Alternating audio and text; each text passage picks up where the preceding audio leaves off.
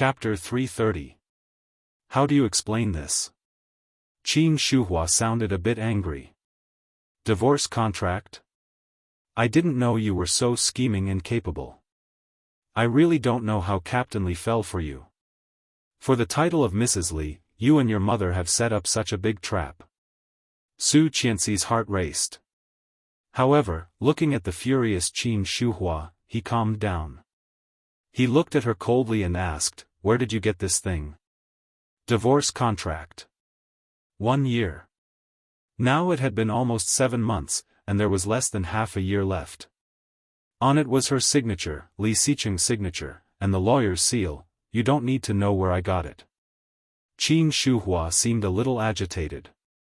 She stood up and said, "You had such an agreement with my son from the very beginning. Then, who is the father of the child you miscarried?" Su Qianxi seemed to have returned to her previous lifetime, when she was despised by everyone. Qin Shuhua's expression still did not change at all. However, Su Qianxi was no longer that Su Qianxi. With a cold face, Su Qianxi also stood up and said slowly, "Mom, I call you Mom because I really treat you as my mother." Qin Shuhua looked at Su Qianxi incredulously, not expecting her mother to talk to her like this. "But are you sure that what you are doing now, is behaving like a mother? If my child is not Li Xicheng's, do you think your son will let me go? Do you think Mr. Li can tolerate me putting on such a big green hat for him?" Qin Shuhua paused. Indeed, no one knew Li Xicheng better than she did.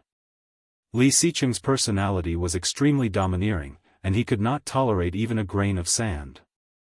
"I know that you have never liked me and have never treated me as your daughter-in-law. I know that. But why are you trying so hard to bring Li Xicheng and Tang Menjing together?" Su Qianxi really could not figure it out.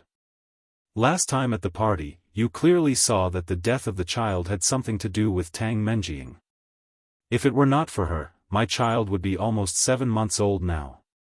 Maybe before the new year, the child would be born.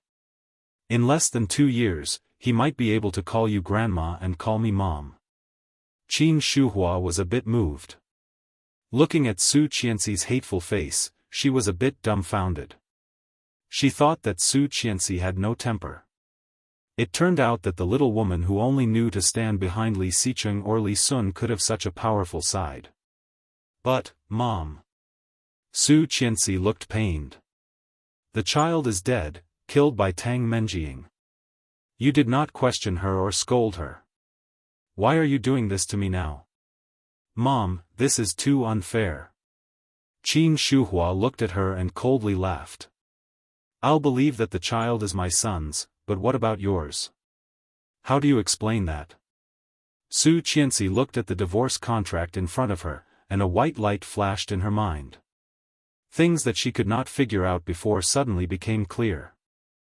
He chuckled softly, and an indescribably complicated expression flowed between his brows as he slowly said, "Did he ask you to find me?" "Him? Li Xicheng?" Qin Shuhua looked at her in surprise. Su Qianxi's eyes became more and more wet. He wanted to divorce early so that Tang Menjing and his child could officially become part of the Li family, right? So, this secret that only belonged to them appeared in Qin Shuhua's hands, so that she could force her to divorce, right? Chapter 331. As long as she did not leave, Tang Menjing would be the mistress. She wanted Tang Menjing's child to be born as an illegitimate child. She wanted her to abdicate and let the mother and son take over? No way. Looking at Qin Shuhua's slightly shocked eyes, Su Qianxi picked up her bag and turned to leave. After paying the bill, Su Qianxi took a taxi and went home.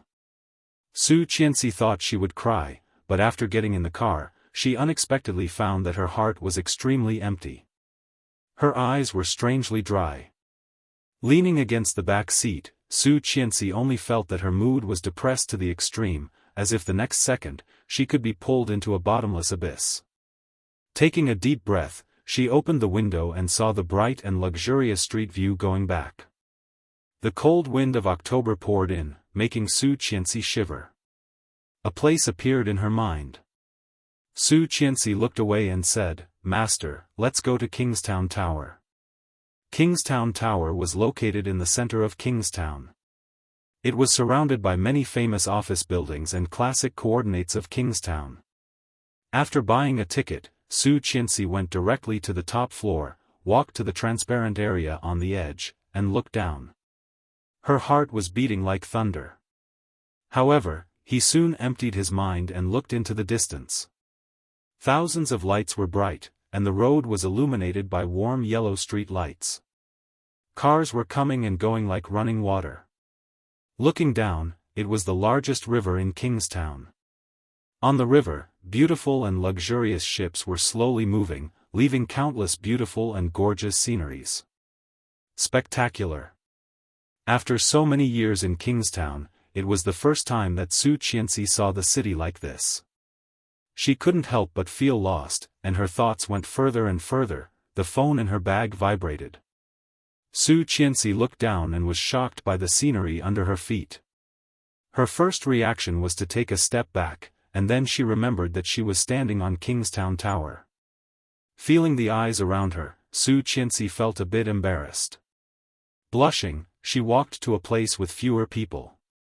Picking up the phone, she saw the call was from Luihan. "Hi, Qianqian." "Hi," turn around and look back. Su Qianxi was dazed and subconsciously turned her head. Luihan held the phone and looked at her with a bright smile. Under the rimless glasses, a pair of peach blossom eyes were filled with tenderness. "Why are you here?" she exclaimed. "Are you following me?" Hearing this, Luihan took a step back and shouted, "Go to hell. Who's following you? Shameless. I'm here to accompany a client." She looked behind him. "Where are your clients?" "Yes, I said I had met a good friend, and she said she was going." "By yourself?" "Yes. Tisk tsk, just in time. Accompany me to eat." "I haven't eaten yet." "You don't eat with your clients?" They didn't eat either, but the couple went to get special treatment and ignored me. Sigh. Single dogs have no human rights. Luihan was so angry that he almost wanted to scratch the wall. She laughed and looked reluctant. "Well, I haven't eaten yet anyway. Let's eat together."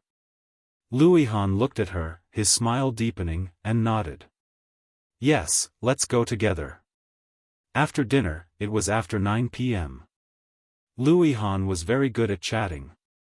In less than 3 hours, Su Qianxi's depressed mood that was about to go crazy was quickly relieved. Luihan started the car and offered to take her home. She did not refuse and directly told him Song Yifan's address. Chatting and laughing along the way, they soon arrived at their destination.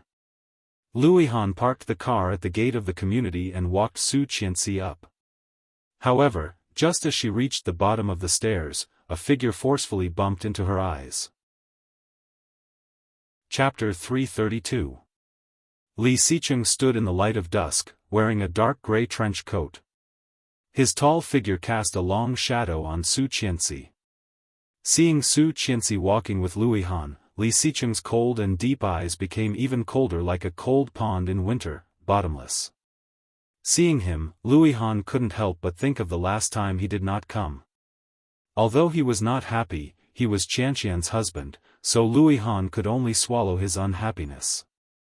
Originally, he wanted to go upstairs to have some tea and see what kind of person Qianqian's father was. However, at this moment, seeing Li Xicheng's obviously unfriendly face, Luihan knew that this was not a good place to stay. He laughed and said, "Qianqian, I'll go first." "Well, thank you for today, Ihan." "You're welcome. Bye." Luihan walked down the stairs, shaking his car key and walking toward his red Renault. Li Xicheng did not say a word from the beginning to the end. He slowly took out a pack of cigarettes from his pocket, took one out, and lit it with a lighter. Slowly, he took a puff. As if she did not see him, Su Qianxi took out her card, swiped the access code, and walked in.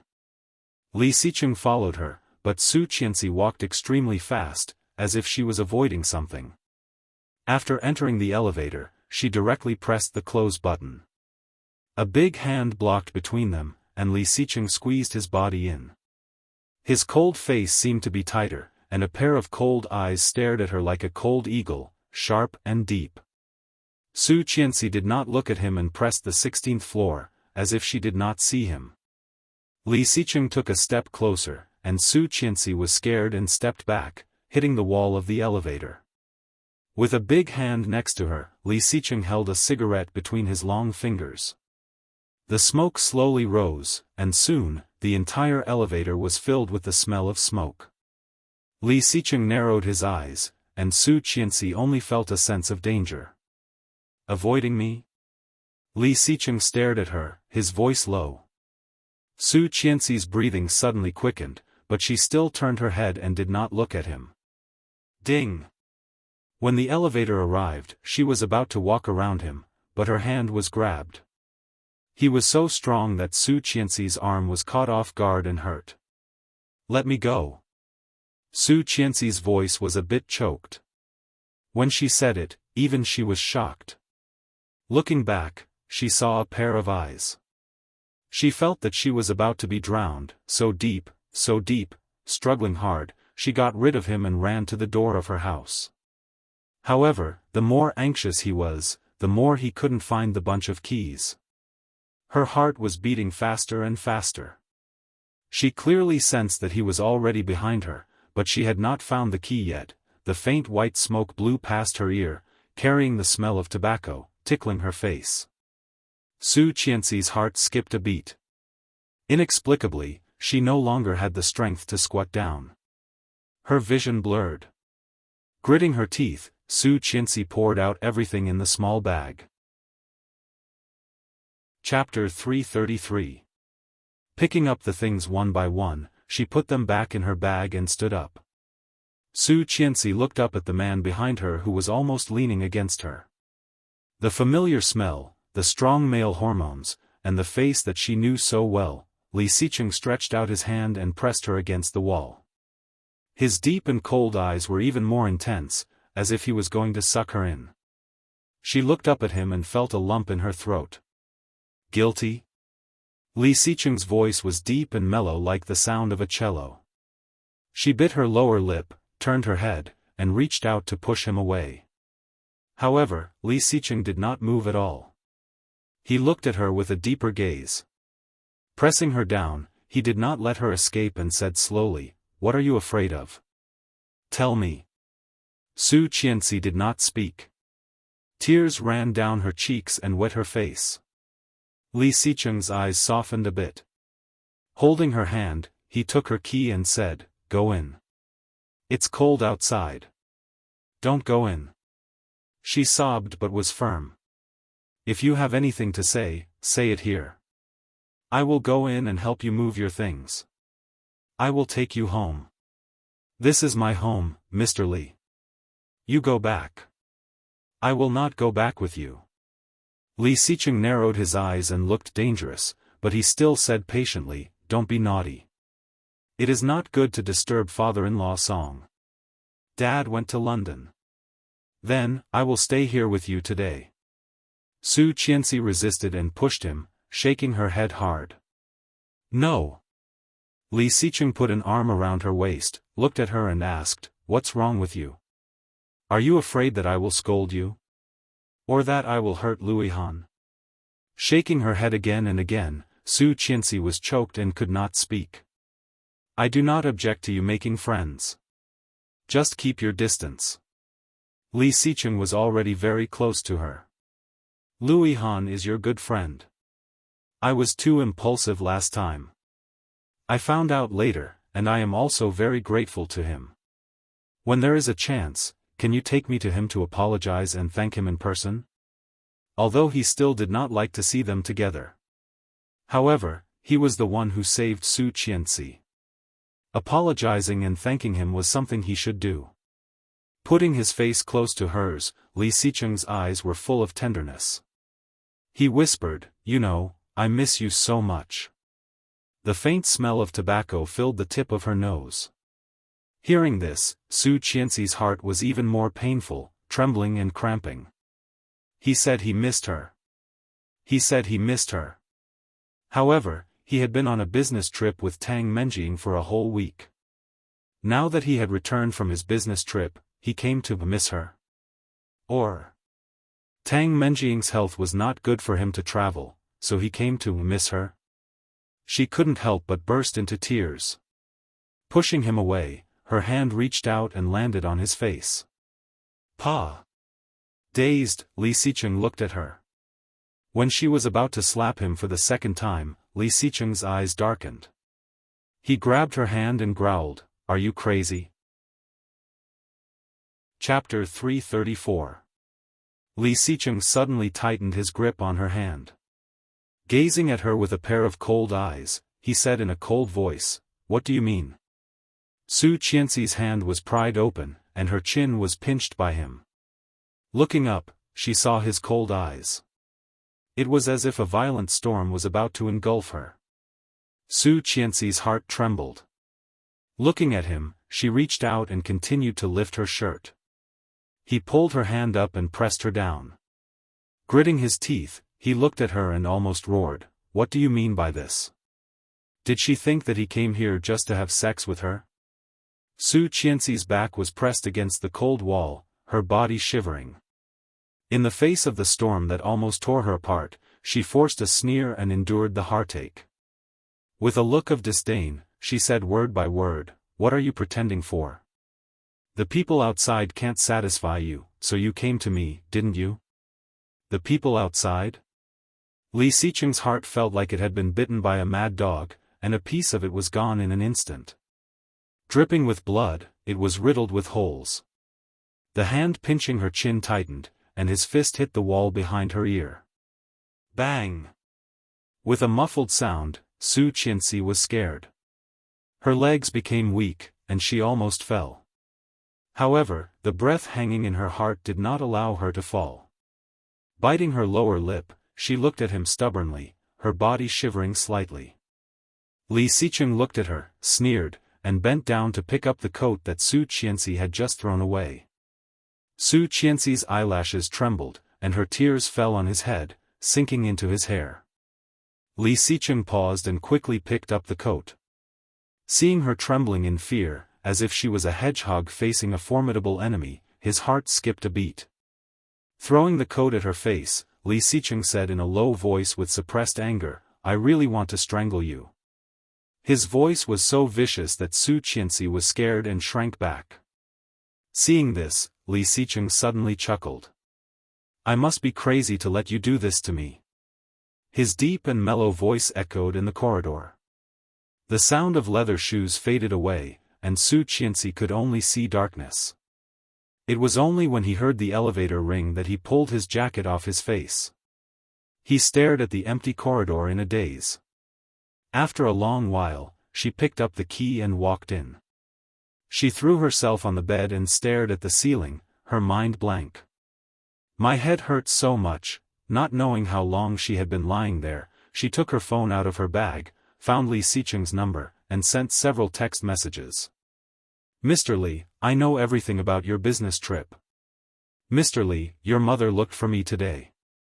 She used our contract to force me to divorce you. I refused and told her a lot. I never knew I could be so eloquent. Mr. Li, I will not divorce you.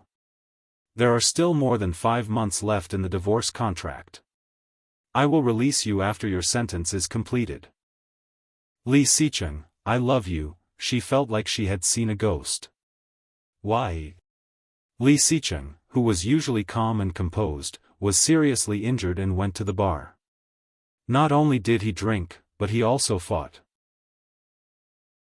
Chapter 335. She wanted to cry but had no tears. She called the boss's wife to come over, but she was stopped by her boss. "If you dare to call her, you don't have to follow me anymore." So, the lady boss still didn't know that he was injured? Did she really think that he had come back from a business trip? Cheng Yu was full of grief and indignation. Just when she decided to stay here to get some overtime pay, he kicked her out. Before leaving, he asked, "Where is my cell phone?" "It's broken. The front and back screens are seriously broken." "It has been sent for repair," she said. "I got you a new one. Here you go." He glanced at it, pinched his eyebrows, and said, "Okay, you can go back now." When Chengyu was about to leave, she was stopped again. "Wait. Is there anything else? Did she call?" "Her?" Chengyu was dazed for a second before she realized who it was. She shook her head and said, "No. The previous one was broken and turned off. I haven't received any calls from Mrs. Li. She did receive a few calls from clients." The light in Li Xicheng's eyes dimmed a bit. Then, with a wave of his hand, he lay back down. It was hard to tell what he was thinking. No one had come back to the house for half a month, and Nanny Rong was a bit panicked. She made a phone call to the old house. Nanny Rong more or less wanted to complain. When she heard Captain Li's raised voice, Nanny Rong knew that the people in the old house did not know about the couple's quarrel. Laughing awkwardly, Nanny Rong said, "Maybe they are living outside. After all, Sir doesn't only have one house." "Nonsense. That boy would not do something like that. Something must have happened." Old Master Li roared angrily, "This is ridiculous. I was wondering why Qianqian has been acting weird on the phone recently. This is great. That guy must have bullied her." Nanny Rong was speechless. In her eyes, Su Qianxi was his granddaughter, and Li Xicheng was the one who came to visit. "I understand. Don't worry about it. Leave it to me." "Okay." As soon as Nanny Rong said that, Grandpa Sheng hung up. The phone in the old house was from the 1920s and 1930s. Putting his finger in the hole, he dialed Li Xicheng's number. Captain Li was ready to scold Li Xicheng at any time. However, no one picked up. Then, he dialed 2 more, and the results were the same. After about half an hour, Li Xicheng called back. The old man wanted to curse even more. He opened his mouth and shouted, "You're going to die. You don't even answer your grandfather's phone. You're rebelling." After a second of silence, Li Xicheng said quietly, "Grandpa, I was in a meeting." Meeting. You only know how to attend meetings. Every time I call you, it's because you're in a meeting. What's the use of earning so much money? If you have the heart, why don't you go and please your wife? Otherwise, when your wife runs away, you'll be crying." Li Xicheng did not say anything and looked at the calendar on the table. It had been 7 days since they last met. "Dead? Say something." Old Master Li was furious. "Yes, not dead. What's the matter, Grandpa?" Captain Li suddenly felt angry and roared, "You're rebelling. I just said so much, and you didn't hear a word?" "Yes." Chapter 336. When Li Xicheng heard the roar, he frowned and said softly, "She will not go back with me." "Well, I don't care. If I don't see you two come back today, I will definitely have a heart attack, and then I will be pissed to death by you. Grandpa, since you know I am your grandpa, behave yourself. It must be your fault again. Our Qianqian is such a good girl. Say, why are you angry with her every day? Everything is fine. Why can't a husband and wife talk things out? Why do you have to do these things all day? Are you trying to piss me off? Grandpa, shut up. I don't want to listen. I will give you an hour to bring your wife back for dinner. If I don't see you later, then I won't eat. I will starve to death." Lu Sa, who was listening on the side, couldn't help laughing secretly. Captain Li was so old. How could he still be so childish? How could he play the game of hunger strike? However, Li Xicheng couldn't stand it the most. With a sigh, Li Xicheng said, "Got it. You won't starve to death. Well, that's more like it." Captain Li hung up the phone with satisfaction and sat back on the sofa with his cane. However, the more he thought about it, the more uncomfortable he felt. Suddenly, he said, "Oh no, how long did Xiao Rong say they haven't been home?" Lu Sa thought for a moment and said, "More than half a month." Li Xicheng hung up the phone and let out a long sigh. After telling Cheng Yu to do the next thing, the rest became irrelevant. However, Li Xicheng was still slowly reading the documents in his seat. Cheng Yu went out and came back. Seeing that Li Xicheng was still there, she was a little surprised and asked, "Boss, aren't you going back to the old house?" "Well." Li Xicheng responded, looked up and said, "Ask Yang to call and ask when her class is over." "Okay. Don't say I asked." Cheng Yu was speechless. Come on, Cheng Yu was very busy. Why couldn't she let others do this kind of small thing? But he was the boss, so Cheng Yu could not refuse. 2 minutes later, she quickly replied, "There is one elective class left. Get ready for class." "Okay," Li Xicheng responded and leaned back in his chair. "Then, should we let little Yang pick them up?" "Yes." She replied to Yang on WeChat, but as soon as the message was sent, he changed his mind. "Forget it. I'll go by myself." "Cheng Yu, don't tell her." "Oh." She left the office, and he finished approving all the documents.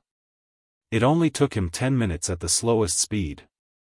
Helpless, he opened the drawer, intending to place the documents inside. However, the moment he pulled the drawer open, he saw a black phone. The phone had been fixed for a long time, but it was broken, and he had no intention of using it again. He stuffed the documents into the folder, locked it, got up, and left the office. Su Qianxi walked out of the school with her bag in her arms and immediately saw the cool black Maybach. She stopped and seemed to have guessed who was in the car. When Yang and Li Xicheng were in China at the same time, Yang would not drive this car. Chapter 337. As she approached, the window of the Maybach was rolled down. Li Xicheng's cold and determined face was revealed. The familiar curve, the familiar profile, the familiar edge, Su Qianxi's eyes were involuntarily attracted to him. Li Xicheng turned his head. His eyes were cold and deep, but when looked closely, they were unfathomable. Deliberately looking away, Su Qianxi held her backpack and was about to walk around him. The car started moving and blocked her way in an instant. "Get in the car." It was an order that could not be denied. His voice was deep and familiar. Su Qianxi's heart skipped a beat. Looking at her, he said slowly, "Grandpa wants you to go back to the old house." "Grandpa?" Su Qianxi pursed her lips, opened the door of the passenger seat, and sat in. "Let's go." Li Xicheng looked at her with a deeper gaze. Su Qianxi clearly felt his gaze, so deep and intense.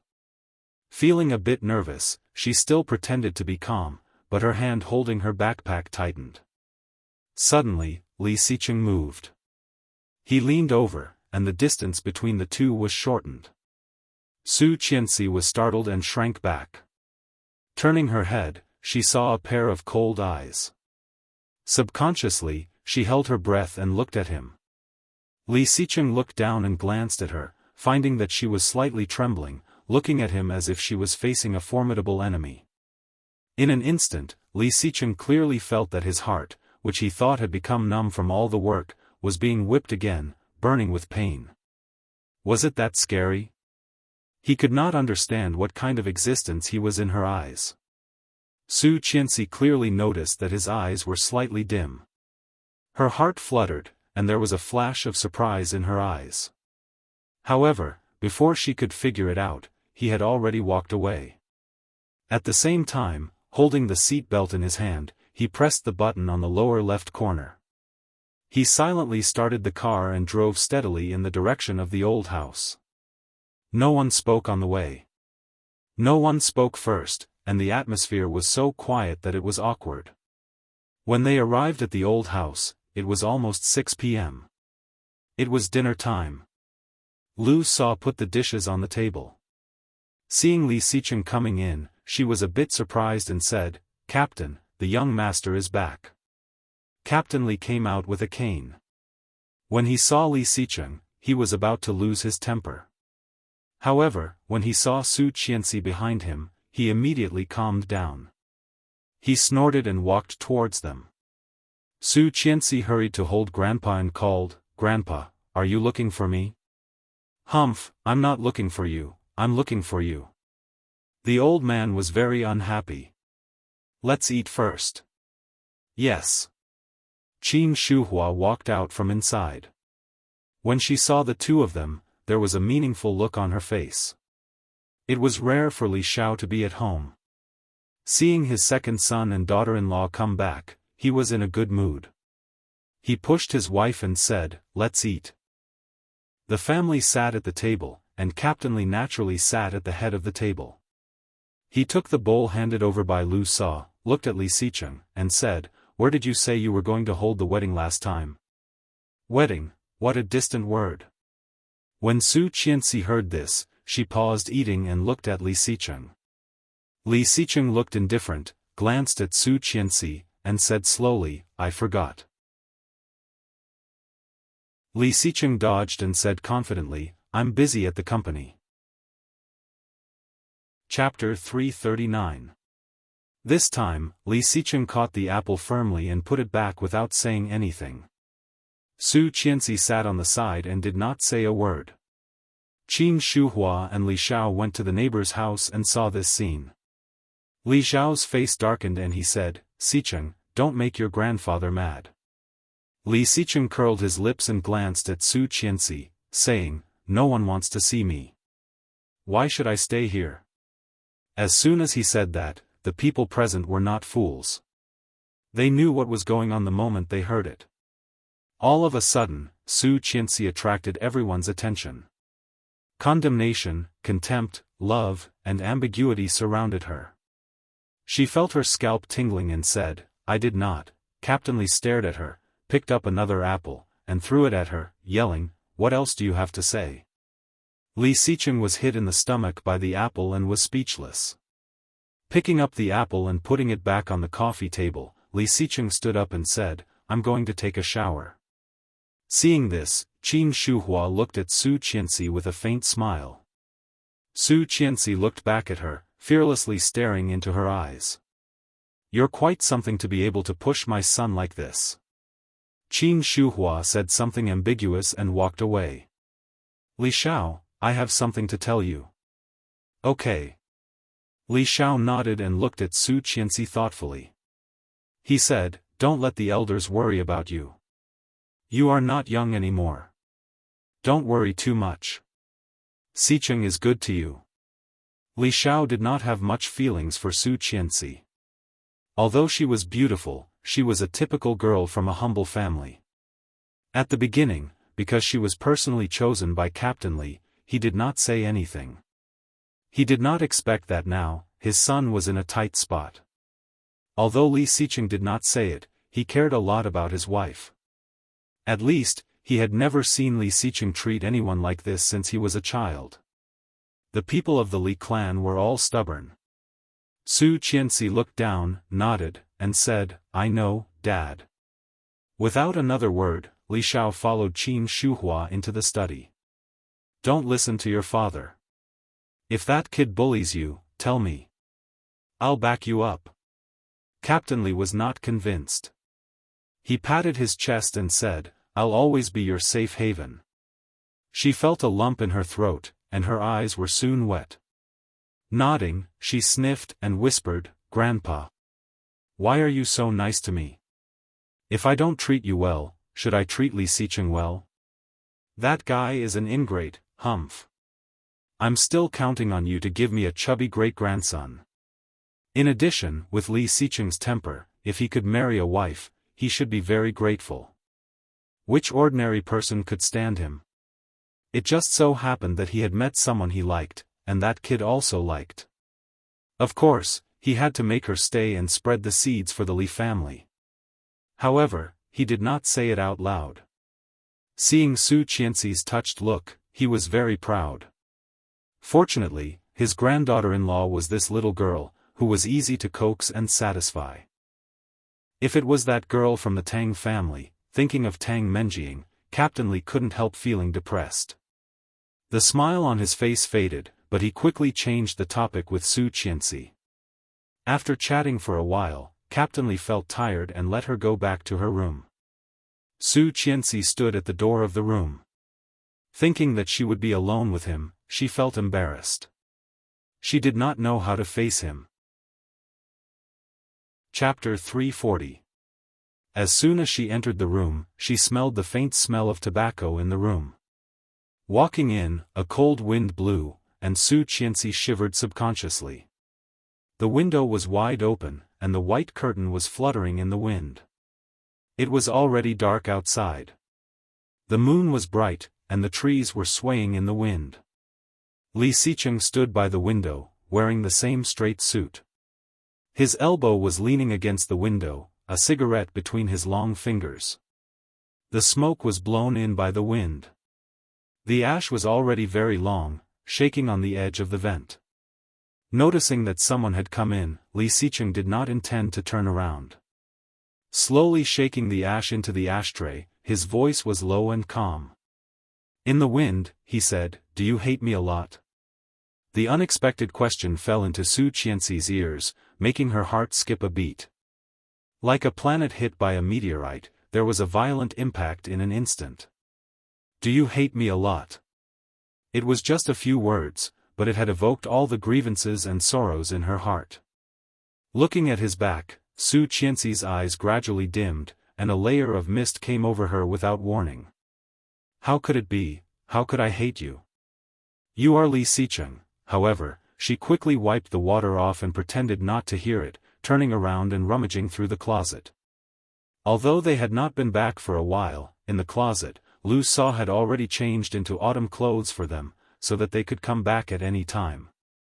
After rummaging through a set of pajamas, Su Qianxi went into the bathroom and could not help but burst into tears. She was not a person who liked to cry. Even when she was beaten up by those rich women last time, she gritted her teeth and did not have the urge to cry at all. However, every time she saw Li Xicheng, her tears seemed to be opened and could not be held back. The influence he had over her was too great, no matter in her previous lifetime or this lifetime, she could not feel anything for him. Every time she saw him, she would feel her heart pounding. How could she hate Li Xicheng like this? Li Xicheng clearly heard her footsteps moving away. He put out the cigarette, closed the window, and sat on the sofa next to the bed. After a long silence, there was a knock on the door. It was Lu Sa who opened the door. "Second young master, this is the tonic that old master told second young mistress to drink. Please give it to second young mistress later." Li Xicheng glanced at it and frowned. "It's not good to have dessert at night. Io, you're not the one drinking it. You can give it to second young mistress. This is specially prepared by the old master for her." "Okay." Li Xicheng took it. "Got it. You can have some too. It tastes good." Lu Sa smiled slyly and glanced inside. "She's taking a shower. Just give it to me." "Oh, okay." Lu Sa gave the tray to Li Xicheng, closed the door, and left. However, after Lu Sa went out, the expression on her face gradually became worried. She walked into the living room and saw the old man. She said, "Will it backfire? What if second young master misunderstands something?" Chapter 341.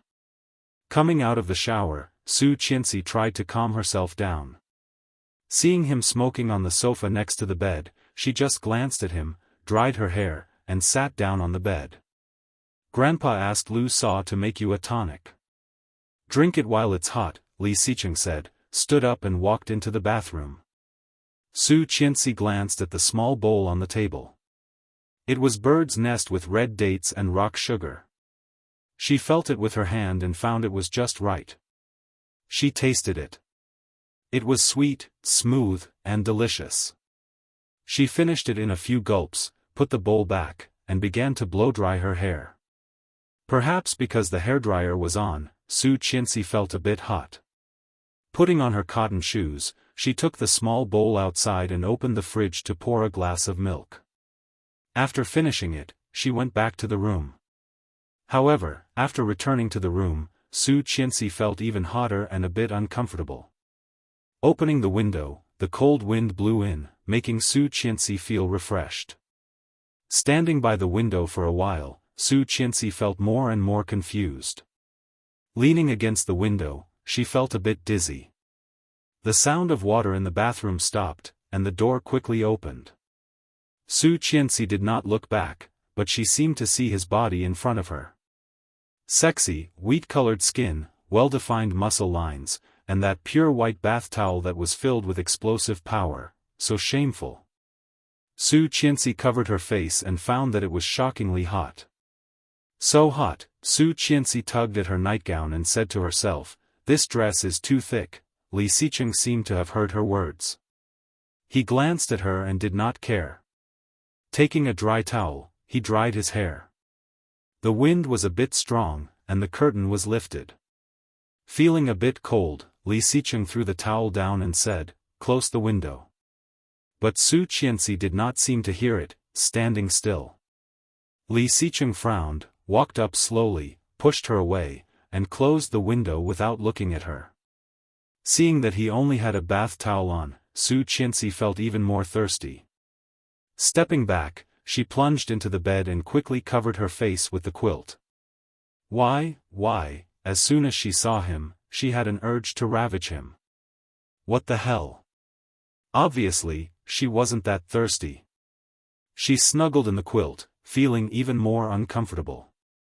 His skin was shockingly hot, and waves of heat assaulted him, but there wasn't a single drop of sweat on his body. It was as if he was suffering from a fever. She unconsciously moaned and wriggled. Lifting the quilt, she felt very comfortable with the cool air on her skin. So hot, so hot. She quietly put one leg under the bed and lifted her skirt a little. Feeling the cold air on her leg, she finally felt better. However, she caught a glimpse of Li Xicheng's strange look. She shrank her head like an ostrich and covered her face with the quilt, not letting him see. Seeing her like this, Li Xicheng simply ignored her and pulled the towel away. He slowly took out a silk robe and put it on. However, seeing that body, she subconsciously clamped her legs and shamefully thought of how he looked when he entered her. Chapter 342. Startled, Li Xicheng's first reaction was to run over and pick her up, only to find that her body was shockingly hot. Covering her face, she did not even dare to raise her head. It was too embarrassing. She had fallen to the ground while lying down. She felt that she was in the terminal stage of embarrassment and could not be saved. However, when she touched his bare chest, she felt a cold sensation surrounding her. She couldn't help but curl up into a ball as she greedily shrunk into his embrace. It was a completely subconscious movement.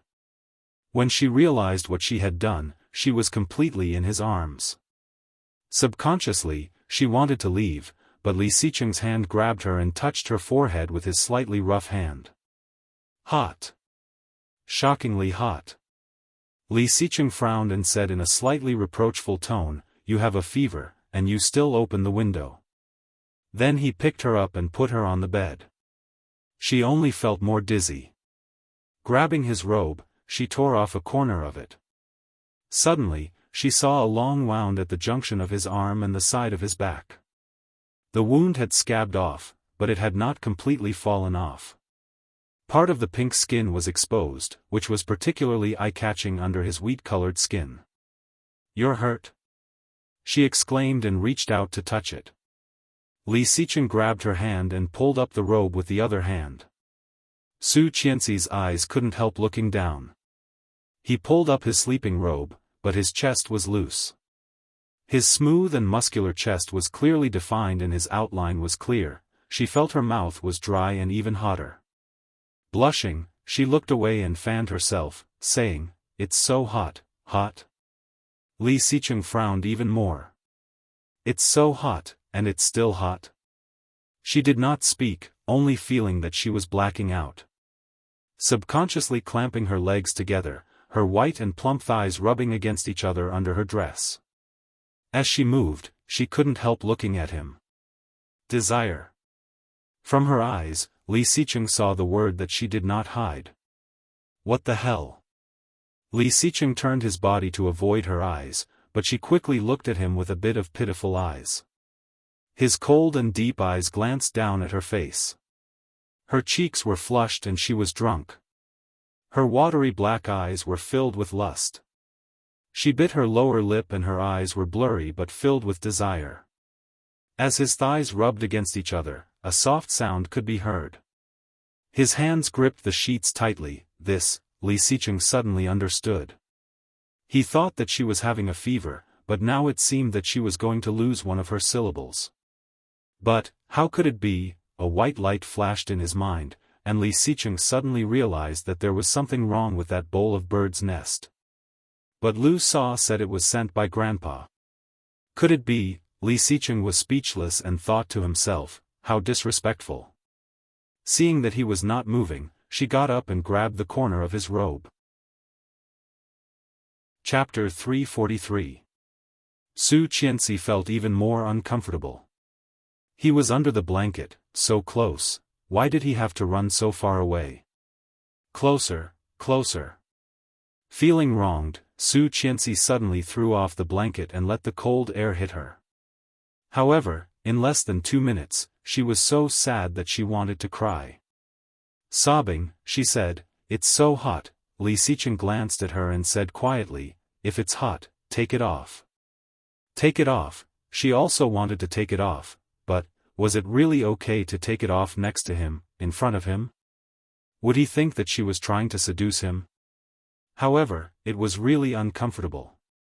"I'm sleeping. I won't look at you," he said, turning his back to her. She struggled for a moment, got up, and took off her dress. After that, he could not stay calm anymore. Resisting the desire to turn around and take a look, all he could think about was her body. She was definitely not wearing it. Su Qianxi had taken off her dress, but it was still so hot, so hot. Her mouth was dry, and her body wriggled restlessly. Burrowing into the quilt, she trembled with the quilt covering her body. Li Xicheng pretended to turn around unintentionally, and his hand fell on her with a snap. She shivered and couldn't help moaning. Li Xicheng's heart skipped a beat, but he quickly took his hand back. Gritting her teeth, she tried to hold it in for a few minutes. Finally, she couldn't help it and whispered, "Mr. Li, yes? I feel so bad. Yes, the fever is bad, but it will be fine if you can bear it." She stopped talking, curled up, and sobbed in a low voice. Li Xicheng was going crazy and almost roared, "Why are you crying? Beg me, beg me. Beg me, and I will give it to you." However, she did not say anything. Even though his body was reacting, he did not want to move closer. However, in less than a minute, Su Qianxi's hot hand reached over. He caught her hand and asked in a low voice, "What?" Feeling relieved, she took her hand back and turned her back to him. Li Xicheng cursed inwardly. In the end, he couldn't help but reach out and touch her back. He asked seriously, "Where do you feel uncomfortable?" Su Qianxi shivered slightly and involuntarily leaned closer, not speaking. She really wasn't wearing anything. Suddenly feeling blood rushing to the top of his head, Li Xicheng endured the pain. He moved his hand and put it on her waist. "Here." She moaned, but soon gritted her teeth and did not say anything.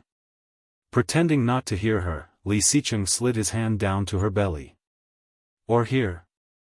She couldn't stand it anymore and yelled, "Don't touch me." It was rare for Li Xicheng to be so obedient.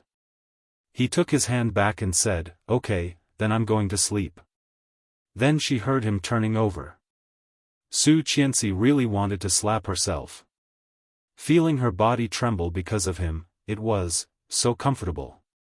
She was even more dizzy, and her consciousness was blurred.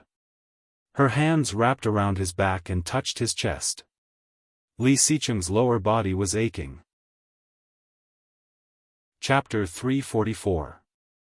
Su Qianxi did not get what she wanted. Feeling extremely weak, she whimpered, "I didn't, then what did you want to do?" Su Qianxi did not say anything and lowered her head guiltily. However, she reached out and put her leg on his. Taking her hand back, she climbed onto his back, put her arms around him, and put her lips on his. He tilted his head up, and she kissed nothing. Her fragrant lips fell on his Adam's apple. He felt even more restless.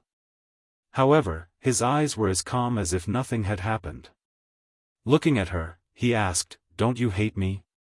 Why did you kiss me?" Su Qianxi felt a stab in her heart. Shaking her head, she mumbled, "No, I didn't what? I didn't hate you, then why did you hit me?"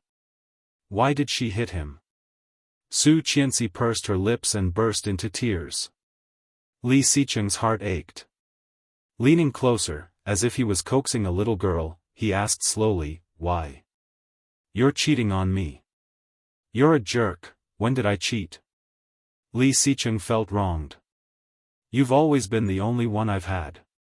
Su Qianxi's mind was a mess, and she could not hear him at all.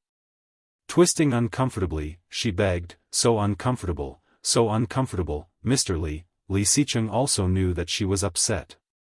He reluctantly gave her a kiss and said sullenly, "Mrs. Li, please behave yourself." Su Qianxi did not listen to him. Wrapping her arms around him, she pressed her upper body against his. Her lips fell on his, mimicking what he had done to her, biting his lips awkwardly. Li Xicheng did not move, looking like he was at her mercy. However, Su Qianxi only kissed him and did not do anything else. Feeling anxious, he pushed her gently and asked, "Do you know how to do it or not?" Su Qianxi felt even more uncomfortable, looking at him with her wet eyes. Li Xicheng sighed, "I'm scared of you." Then he immediately took the initiative and pressed her down. Seizing her lips, Li Xicheng went straight in, his movements hot and wild. Holding her back with his big hand, she couldn't help letting out a moan as his rough hand stroked her white and tender skin. "Little slut," he said in a low voice, pushing his thighs apart as he lowered his waist and rubbed against her.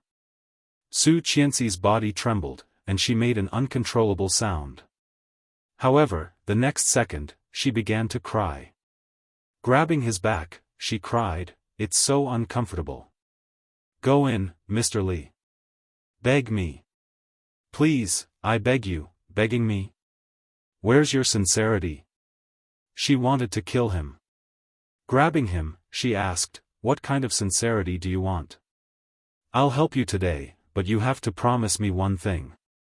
Su Qianxi lifted her waist and put her legs on him, asking impatiently, "What?" "I'll tell you when I think of something." Li Xicheng moved forward, and Su Qianxi immediately moaned in satisfaction. However, he did not move. She felt even more uncomfortable and urged, "Hurry up. Promise me first." Chapter 345. The unexpected attack made all of Su Qianxi's words vanish in her mouth. He took her lips in his, feeling her scorching heat as she swayed with him. After the first time, Su Qianxi felt much better. After her body returned to normal, she felt a little sleepy. She was so tired that she did not even want to move a finger. Su Qianxi's eyelids drooped, somewhat resisting his touch. However, Li Xicheng said quietly, "You're going to throw me away? It's not that easy." As a result, Su Qianxi felt like her whole body was about to fall apart. Every time she resisted, it could only end in vain. She did not know how long the king-sized bed had been swaying. When it completely stopped, the sky outside the window had already begun to brighten. When she woke up the next day, it was already dawn. Opening her eyes, she saw the enlarged chest in front of her. The wheat-colored skin was delicate and smooth. Su Qianxi reached out her finger and pressed it. She clearly felt that the body in front of her was a little tense, and then a big hand reached over and grabbed her hand. Su Qianxi blinked and looked up at him. With a single glance, he saw a pair of deep, cold eyes. Vaguely, there was a sense of danger in them. Su Qianxi's hair stood on end, and she subconsciously shrank back, only to find that her feet were pressed down and a little numb. Li Xiqing moved his legs slightly, and Su Qianxi took the opportunity to pull away. She rolled back. However, before she could escape, a big hand gently grabbed her and pulled her back again. Su Qianxi's heart raced, and she nervously shrank her head and said, I'm going to wash up." Li Xiqing pursed his red lips into a line and looked down at her. After a long while, he sighed. Seeing this, Su Qianxi shrank her head even more, covered her body with the quilt, and blinked. Li Xiqing rarely sighed. In her eyes, he was almost indomitable and omnipotent. Could it be that he also encountered something that he could not solve? She saw Li Xiqing glanced at her with a look of disappointment on his face. He faintly said, "I can't believe it was you. What a loss."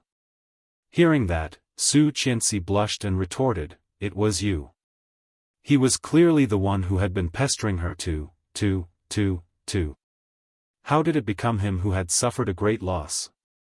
She was the one who was at a disadvantage. However, before he finished, he was interrupted by Li Xiqing, who asked, "What about me? You were the one who seduced me last night." She blushed and frowned. She kicked him and yelled, "You're such a pervert." Li Xiqing's face turned red. Li Xiqing was kicked, but his expression did not change. He said seriously, "Did you forget that you were the one who pestered me last night, Mrs. Li?" Hearing that, Su Qianxi paused and stared at him with a blush. "You begged me, so I reluctantly helped you." Feeling embarrassed, she kicked him again. "Shut up." Li Xiqing's big hand under the quilt grabbed her ankle and slowly said, "In order to show your sincerity, you also promised me a condition. Do you still remember?" "I don't remember." Su Qianxi was angry. "I forgot." Chapter 346. Su Qianxi paused and retorted, "I was not wearing pants in the first place." "Oh." He nodded. "That's true. You could have just taken off your dress." Su Qianxi was so embarrassed that she wanted to find a hole to hide in. Angrily, she turned around and went to pick up her nightdress. However, Li Xiqing pulled her back and whispered in her ear, "Have you really forgotten what happened last night?" Of course, she remembered. It was still fresh in her memory. But how was she supposed to say it? How was she supposed to admit it? Blushing, she struggled and yelled, "Move! Don't hug me." "This is called hugging," he said, leaning closer to her until he was half on top of her, his big hands moving from top to bottom. "This is called hugging," he whispered. As he spoke, his large hand moved to touch her chest. He grasped it with one hand and gave it a gentle pinch. Su Qianxi struggled and was a bit annoyed. "Are you done? If I say I'm not done, can I continue?" Li Xiqing moved closer and kissed her lips from behind. Su Qianxi looked away, and Li Xiqing's kiss fell behind her ear. So, he decided to suck on her earlobe. Su Qianxi's body shivered, and her whole body became soft. Li Xiqing moved with his wet lips, lifted his legs, and whispered in her ear, "Look, you're craving me. Go away." Su Qianxi was furious. "Mr. Li, I never realized you were so shameless." "Mrs. Li, it's not too late to realize it now." Mr. Li, Mrs. Li, because of Li Xiqing's interference, it had become the most intimate form of address. The words, "Mrs. Li," coming from his mouth made her heart beat faster than the word, "wife." However, this man was not destined to belong to her. Su Qianxi's heart ached. She looked away and said in a hoarse voice, "Are you this shameless in Tang Menjiang's bed?" Tang Menjiang's bed? Li Xiqing chewed on the words carefully. Each word was simple, but when put together, why did it sound so harsh? With tears in her eyes, she elbowed him and struggled to get out of bed. However, Li Xicheng held her firmly and moved closer to her. In a dangerous voice, he asked, "Do you think I have something to do with Tang Menjing?" Hearing that, Su Qianxi felt it was ironic and turned her head. Li Xicheng clearly saw that the pair of dark eyes were full of sarcasm, disdain, and strange contempt. Narrowing his eyes dangerously, Li Xicheng was a bit displeased. Tightening his arms around her, he turned her over and pressed her flat on top of him. "What do you mean by this?" "You know what I mean, don't you, Mr. Li?" Su Qianxi's heart raced. The scratches and hickeys on his chest clearly showed her craziness last night. However, it was only last night. Looking away, Su Qianxi did not want to look at him. With her eyes red, she struggled again and pretended to be indifferent. "Get off me. Explain it to me. Do you still think Tang Menjing's baby is mine?" Chapter 347. Li Xicheng's eyes became colder. Narrowing his eyes, he looked dangerous as he asked slowly, "So, you slapped me for no reason that day because of this?" Su Qianxi looked away and did not speak. However, her breathing was a bit fast. Her eyes were slightly red, and there was a layer of moisture in her dark eyes. "Mrs. Li, you are doubting my character."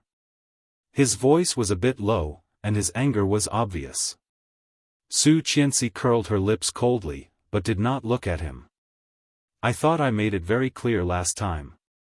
I have nothing to do with her. Not to mention sleeping with her, even touching her would make me feel disgusted." "Enough."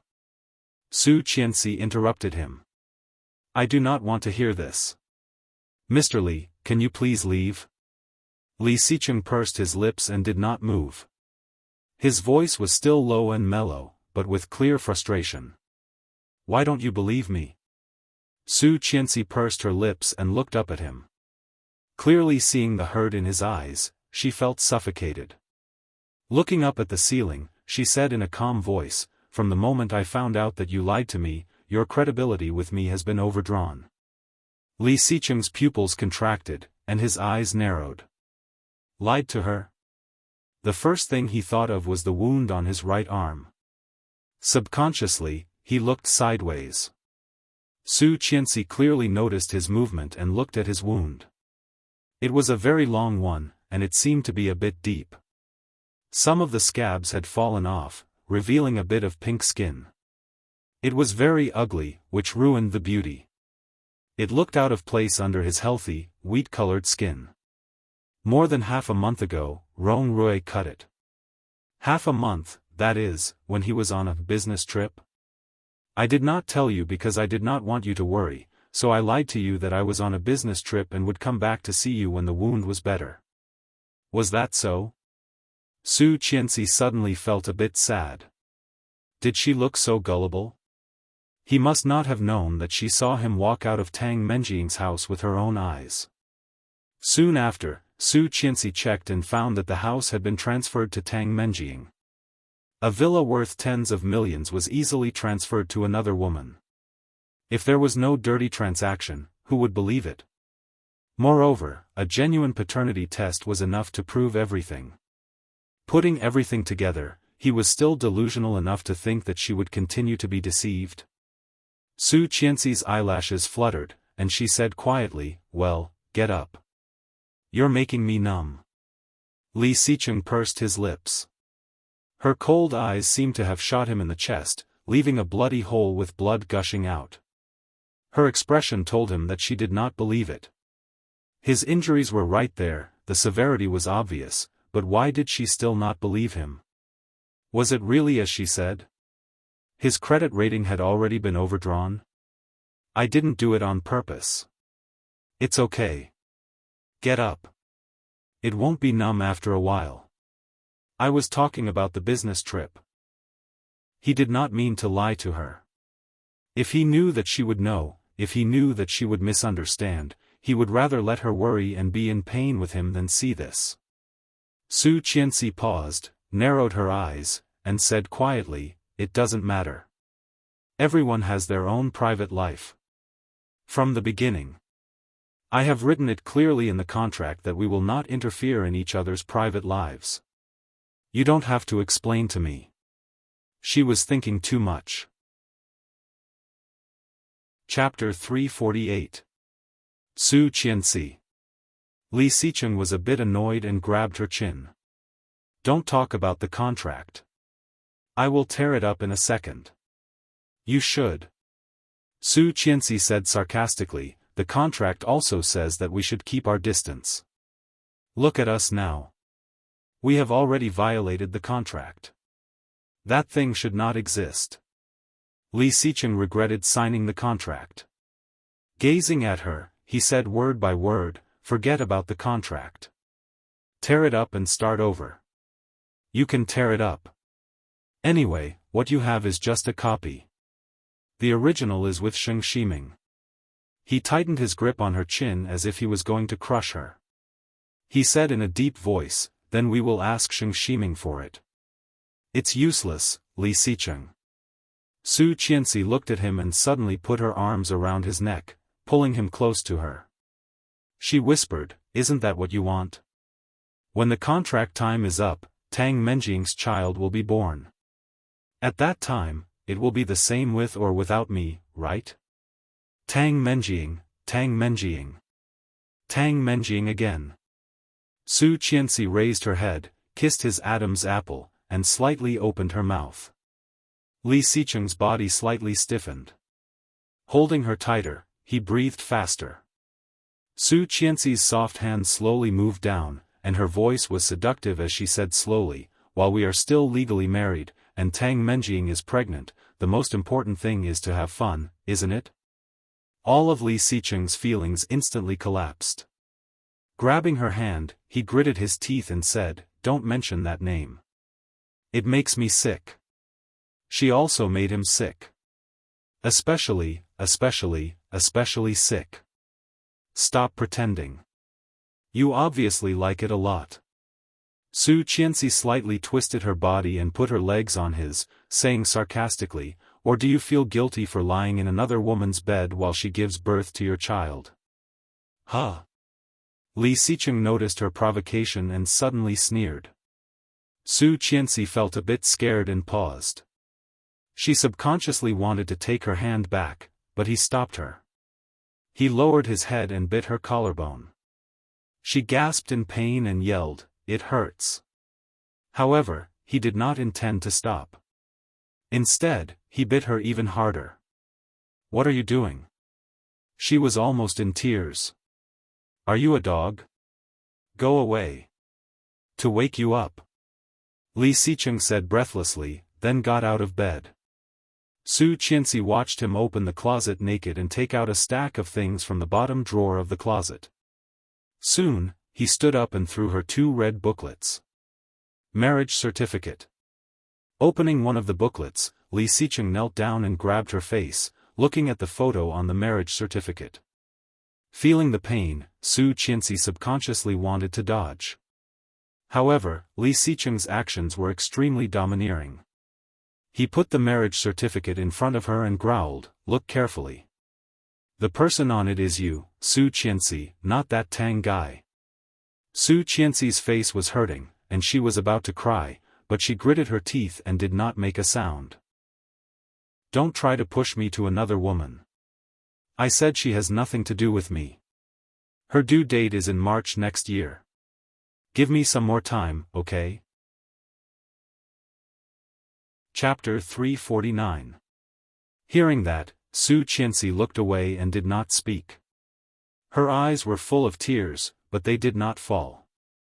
He gazed at her deeply, let go of her, and said slowly, "Do you remember that you still owe me a favor last night?"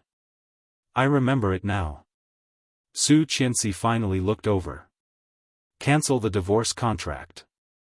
Cancel, cancel, the 2 simple words were like an echo, echoing in Su Qianxi's mind. Canceling it at this time undoubtedly meant that he wanted to stop her from thinking about divorce. If it was cancelled at this time, would they not get divorced? Would she be able to continue to be his wife? Li Xicheng clearly saw the emotion in her eyes. Sure enough, she did not want to divorce, right? Scenes suddenly appeared in Li Xicheng's mind, the way she looked when they just got married. Her love for him, her complicated feelings for him, and her fear of him were all clear. Now, what was going on? Her eyes were full of sarcasm and disdain, as well as hatred and disgust. When he found that her love was gone, he was at a loss of what to do. He still did not know what he had done wrong. However, he did not want to let go, did not want to divorce. Covering her face with his slightly rough hand, Li Xicheng gently rubbed it with his thumb and whispered, "Cancel the divorce contract and let's start over, okay?" He was serious. Li Xicheng's eyes did not contain any impurities. They were so dark and pure that it made her heart flutter. However, could she? No. Su Qianxi reached out and wiped her eyes. Her eyes flashed, she looked at him and sneered, "Do you really think I am stupid?" The divorce contract was the only thing that she had the upper hand in at the moment. If he couldn't even take the initiative, then what awaited him would be the real torture. What if he wanted to coax her to cancel the divorce contract and then force her to divorce directly? She knew very well how despicable this man was. She did not want to believe him. Never again. Hearing that, Li Xicheng slightly tightened his grip on her hand. He had never lowered himself to please a woman in this way. He was as low as the bottom of the dust, but what he got in return was a sneer from her. His eyes were as dark as ink, and the anger of humiliation was burning fiercely. Su Qianxi. She gritted her teeth, squeezing every word out. Her heart trembling, she flinched, but she still stiffened her neck, looked at him, and sneered fearlessly.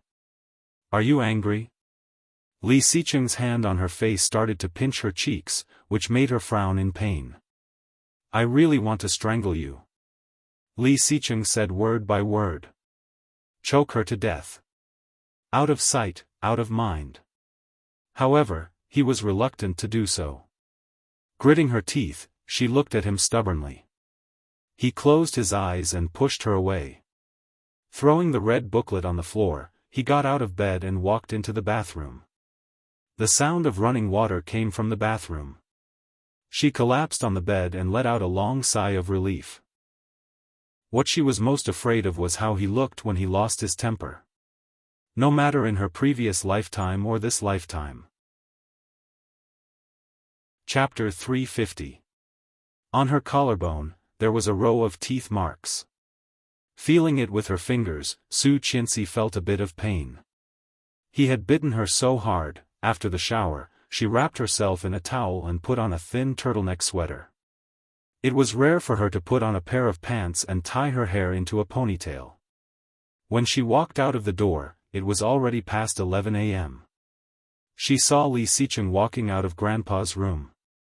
Seeing Su Qianxi's new outfit, Li Xicheng's eyes froze for a second and quickly looked away, walking toward the door. Su Qianxi stopped in the same place, watching him pass by her, and her mood was surprisingly peaceful. When Li Xicheng walked out of the living room, his phone rang. Su Qianxi keenly noticed that he seemed to have changed his phone. This was not the model he had used before. He answered the call and walked out. Su Qianxi followed him, holding her bag and keeping a certain distance from him. She did not know what was said on the other side of the phone, but Su Qianxi noticed that Li Xicheng's mood did not seem to be right. He said, "You must protect it." He drove away, not intending to take Su Qianxi with him. Su Qianxi did not want to get in his car at all. She stopped a taxi and gave the driver Song Yifan's address. However, she always felt something was not right. What did he mean by protect just now? Tang Menjiang's child? Feeling a pain in her heart, Su Qianxi thought it over and over again and said, "Sir, to Jiangzhou." The driver looked a bit impatient. "Why didn't you say so earlier?" It was completely the opposite direction. Although dissatisfied, he still turned around and drove toward the Jiangzhou villas. When the car was near the Jiangzhou villas, Su Qianxi immediately saw the low-key, luxurious black Maybach. She had expected it, but she was still disappointed. The last bit of hope in her heart had completely disappeared. Reality was like a stepmother, giving her 2 fiery slaps in the face. It was really interesting to lie to her, wasn't it? Su Qianxi's eyes were cold, and her heart was cold. Let's go back to Yifeng Pavilion. Laurel was anxious. No one had expected that Tang Menjing would hit the wall with her stomach. With such a collision, the 30 to 40 people in the villa were all in a mess. However, Laurel was someone who had experienced great storms. In Star City, he had seen much more storms than this. He sent her back to her room, called the doctor, and then called Li Xicheng. Tang Menjing thought that they would send her to the hospital no matter what. In this way, the child could be aborted, and she could go out and ask for help, telling others that she was imprisoned. However, she had never expected that he would be so considerate as to hire several doctors and set up an emergency room in his home. Seeing a dozen pairs of eyes staring at her, Tang Menjing felt she was going crazy. Half a month, for a whole half a month, she had no freedom at all. Chapter 351. After returning from the old house, Su Qianxi devoted herself to her studies and work, so she was very busy. Louis Han's business skills were getting better and better. In just over a month, he had officially launched the Qianlu software, and the number of downloads and users was very high. As a shareholder, Su Qianxi had also received a very good income. The weather was getting colder and colder, and Su Qianxi was wearing more and more clothes. The winter solstice was a day of reunion. Song Yifan was still in London and could not return to China to reunite with her. However, the old house called her early and asked her to go to the old house for the holiday. It was raining heavily, and the winter solstice was destined to be wet. Su Qianxi drove her new white car and was stuck on the highway. Looking at the time, it was already past 2 p.m. She did not know what was going on in front of her, but the traffic was still. The sound of horns kept ringing, annoying her. Her phone rang, and it was from the old house. Su Qianxi picked up the phone and said, "Hello. Madam, are you here yet?" "Not yet. Today is the winter solstice, and the traffic is stuck." Su Qianxi glanced out of the window. It was still raining heavily. "Oh, are you with the second young master?" The old man said he wanted to eat the meat that the second young master bought before. "What meat?" "I don't know. The old man can't tell. Anyway, it's delicious. The second young master knows. You can call him and ask." "Let her call." Su Qianxi pursed her lips and said, "Lu Sa, please call him. It's not convenient for me right now." "Oh, I've tried, but I don't know what's going on. I can't get through to him. I'm very busy now. Grandpa is playing with Mr. Eyre and the others. I have to follow him to finish up." Someone seemed to be calling Lu Sa. Lu Sa responded loudly, "Oh, I'll be right there." Then she said to Su Qianxi again, "Thank you. If you can't get through, let me call the second young master after I'm done. I'm just afraid that the old man might be anxious." "Okay," Su Qianxi agreed. "Go ahead. I'll call him." "Okay, thanks. Remember to come back early. Mr. Eyre's family is here too." "Okay." She hung up the phone, and the road was still blocked. Looking through the address book, she found that the number was nowhere to be found. She had to click on the keyboard and press the number. Her movements were so smooth that there was no pause. After dialing it out, she suddenly realized that she had finished dialing it. She had remembered this number for 2 lifetimes. The line was busy. I really couldn't get through. The car in front finally moved slowly. Su Qianxi started the car and called Cheng Yu. Cheng Yu quickly answered the phone, and Su Qianxi learned that Cheng Yu had returned to her hometown for the holiday. It's only 3 o'clock now. He must still be in the company. Why don't you go to the company to look for him? Thank you. If boss sees you go to him, he'll definitely be very happy. Su Qianxi curled her lips and said self-deprecatingly, really? Of course. You don't know, but boss has been in a terrible mood recently. He's been working overtime every day. Everyone in the company is so scared that they don't dare to make a sound. They're afraid that they'll offend him if they say anything wrong. Even I have to apply for annual leave to go home. From the looks of it, it was indeed very bad. Was it because of her? If he saw her, would he feel even worse? Wan Lily, everyone who is scolding her, please put yourself in her shoes. Your husband is pregnant with someone else, and the blood test is also there. The evidence is conclusive. Several times when you decided to believe him, you found that he was lying to you. Twice when you saw him with the mistress, you would happily say, "Oh, I believe you, I love you." Would it? To be honest, only Su Qianxi would do that. If I had a bad temper, I would definitely find someone to beat up my husband and the mistress, and then sue him until he left the family with nothing. You have the god's perspective, of course, you know everything, but Qianqian doesn't. So, how can you say that she is pretentious? How can you say that she doesn't believe Mr. Li? Mr. Li's EQ is low, and Su Qianxi feels inferior. All of you can see that. My character has been set from the beginning, and I will not change it. Chapter 352. Ahem. Chengyu found that she seemed to be talking too much. If Li Xicheng found out that she had sold him out, he would definitely exploit her. Well, madam, don't say these things to him. Just keep it between us. Su Qianxi smiled. Okay, goodbye. Goodbye. Hanging up the phone, she took a long breath. Madam, in her previous lifetime, Chengyu had always called her madam. After the divorce, she called her Miss Su. Madam seemed to be a good name. She drove off the highway. Coincidentally, the road she was on was very close to Li Xicheng's company. Following her memory, she drove to Li Xicheng's company.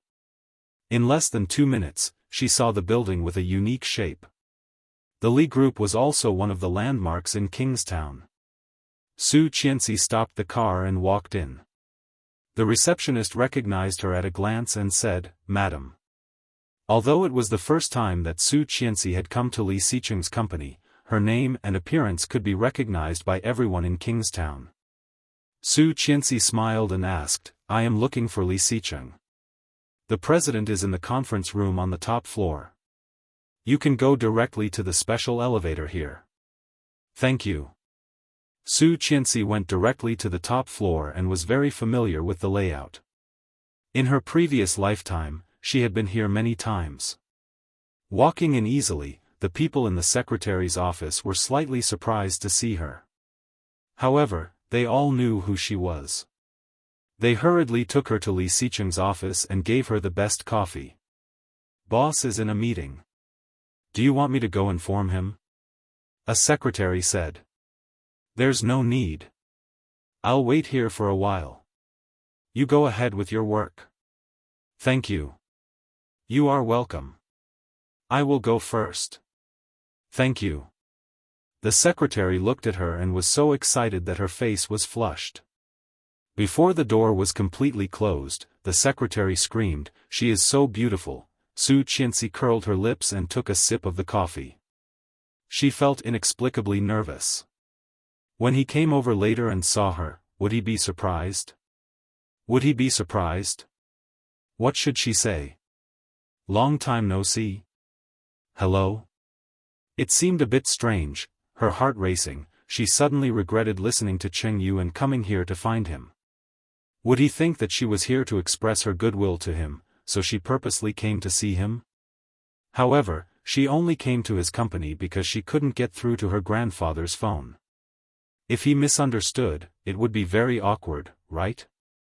Was it too late to leave now? She was a bit hesitant. After some consideration, she stood up and walked to the door of the office. However, as soon as she walked in, the door was suddenly opened. She was caught off guard and hit by the doorknob. Ah! Su Qianxi screamed and squatted down, covering where she was hit. There was obvious astonishment in Li Xicheng's eyes. Looking at the petite figure squatting and groaning on the ground, he thought he was hallucinating. However, when she looked up at him, his heart was hit hard. It really was her. Su Qianxi clearly felt Li Xicheng's cold gaze on her. Blushing, she covered her lower abdomen and did not dare to get up. Pain, pain, pain. Of all places to hit, she hit the bone there. A disease called embarrassment instantly broke out, and no medicine could cure it.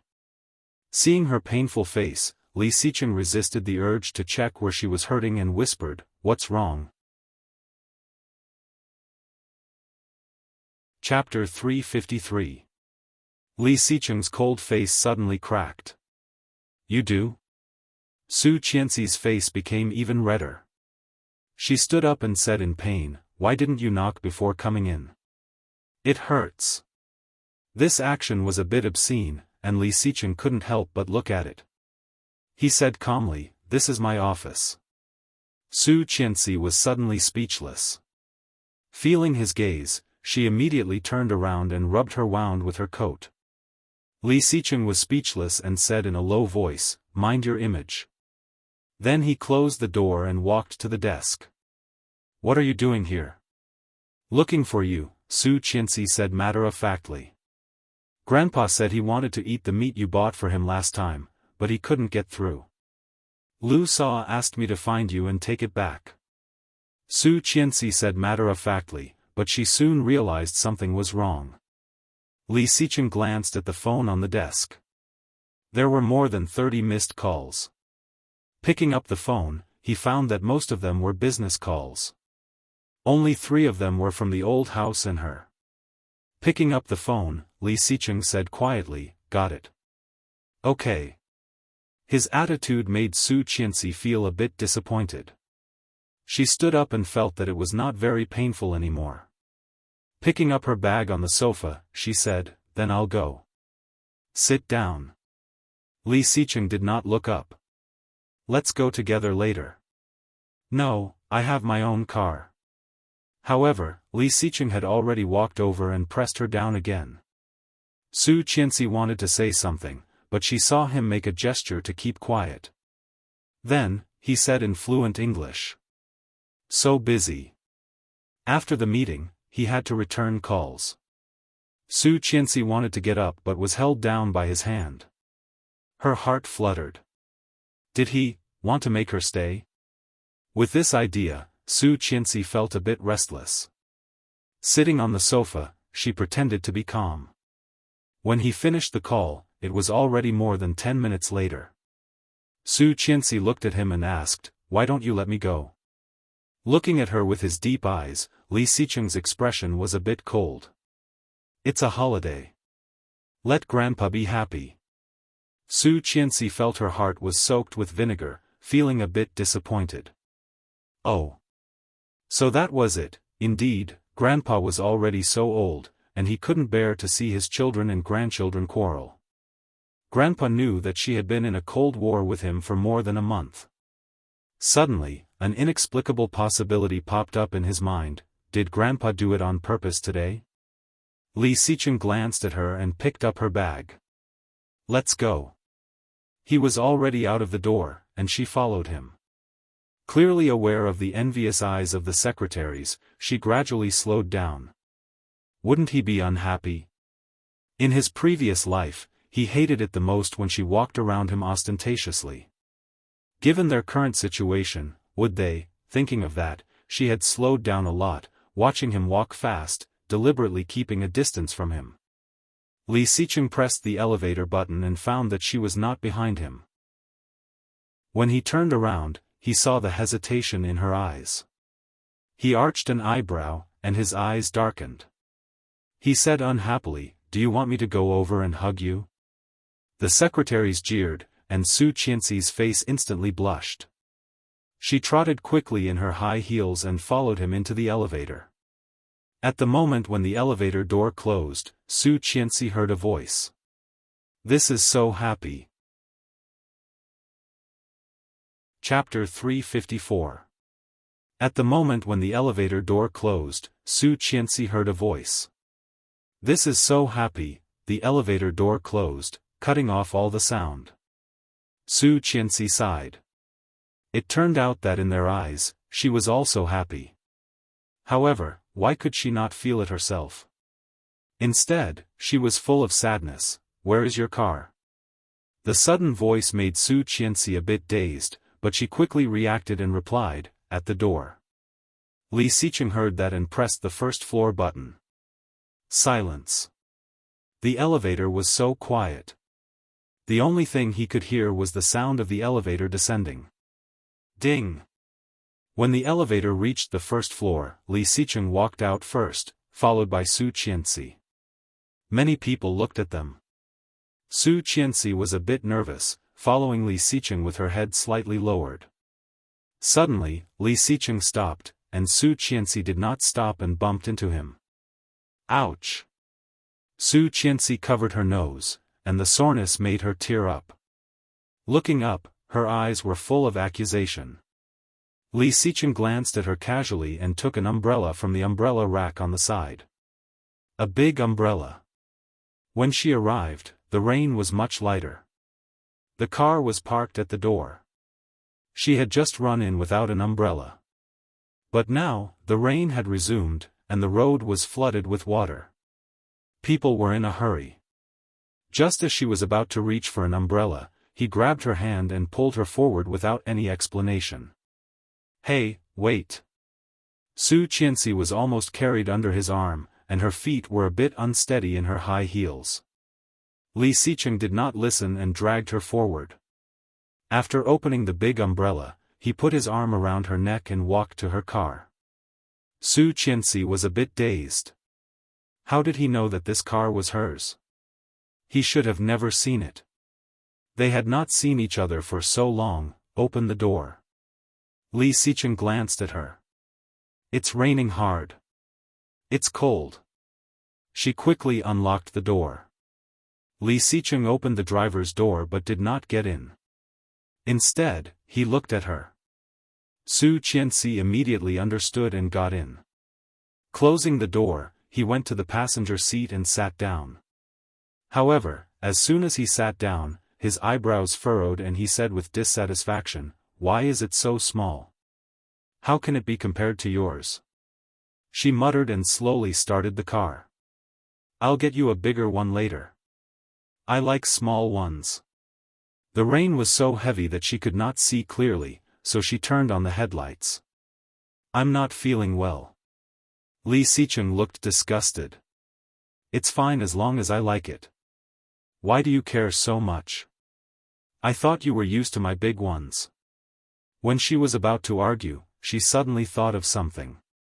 Blushing, she glared at him and yelled, "Li Xicheng, you pervert." Li Xicheng raised an eyebrow and looked at her with some confusion. "I was talking about the size of the car. What are you thinking about?" She paused and blushed even more. Clearly seeing the mockery in his eyes, she angrily smashed the steering wheel and turned around. Li Xicheng slowly fastened the seatbelt and said slowly, "Don't you think it's better to have a big one?" Her hands trembling, she roared, "Can you shut up?" Dash. Chapter 355. Li Xicheng's lips curled up. His mood, which had been tense for more than a month, was miraculously relieved. Su Qianxi did not want to talk to him and drove steadily. However, in the end, she couldn't help asking, "Where is the store?" "Surely Mingdu." Su Qianxi was dazed and looked at him. "Isn't it in the back?" "Yes." "Then why didn't you tell me earlier?" "You didn't ask." Su Qianxi gritted her teeth, wishing she could throw him out of the car. However, she still turned the steering wheel and headed for Shirley Mingdu. "Turn right and get out," he said quietly. Su Qianxi found a place to park the car. The rain was still pouring. He picked up the umbrella and opened the door. Sit. Su Qianxi blinked. Did he want to pick her up? Did he think she would not have an umbrella in the car? Su Qianxi pouted and got out of the car with an umbrella after he got out. The pink umbrella had a couple kissing on it, full of teenage girls' hearts. Su Qianxi locked the car and walked forward with the umbrella. Li Xicheng's eyes became more and more serious. He stopped and said slowly, "It's a bit far. Follow me." Okay. It was indeed a bit far. About 20 minutes later, the rain gradually subsided, and they turned into a deep alley. It was very clean. Although the alley was small, the decoration style inside was no worse than those outside Shirley Mingdu. It was the first time that Su Qianxi had been here, and she was a bit surprised. I didn't expect it to be so beautiful. He closed the umbrella and walked into a store. The eye-catching century-old brand was very eye-catching. Su Qianxi was drooling when she walked in and saw a dazzling array of dried meat and snacks. The history and origin of the store were written on the wall, which Su Qianxi read with great interest. Li Xicheng ordered a few flavors and glanced at her. Then his eyes fell on the umbrella she put at the door. After reading the history of the store, Su Qianxi wandered around the shelves. When he came to call her, he was already carrying 2 full bags. Let's go. Okay. The rain became heavier again. The rain poured down in torrents, but the puddles on the road were much better than before. It was not to the extent that they could not walk. Su Qian picked up the foldable umbrella at the door and was stunned. Because she thought it would not take long to buy things, she did not put the umbrella back. However, when she picked it up, she only lifted one part of the umbrella. Looking at the umbrella in her hand and the umbrella on the ground, she stomped her foot in anger. What the hell, who did this? Damn it! Li Xicheng stood behind her and said coldly, "You must have stepped on it accidentally. Look at the footprint." There was a black footprint on the surface of the umbrella, dripping with water. Looking at the footprint, Su Qianxi was heartbroken. This umbrella was newly bought, and he especially liked the pattern on it. This was his first time using it, but it was destroyed just like that. Su Qianxi's face scrunched up in anger. Li Xicheng glanced at her and said calmly, "It's just an umbrella.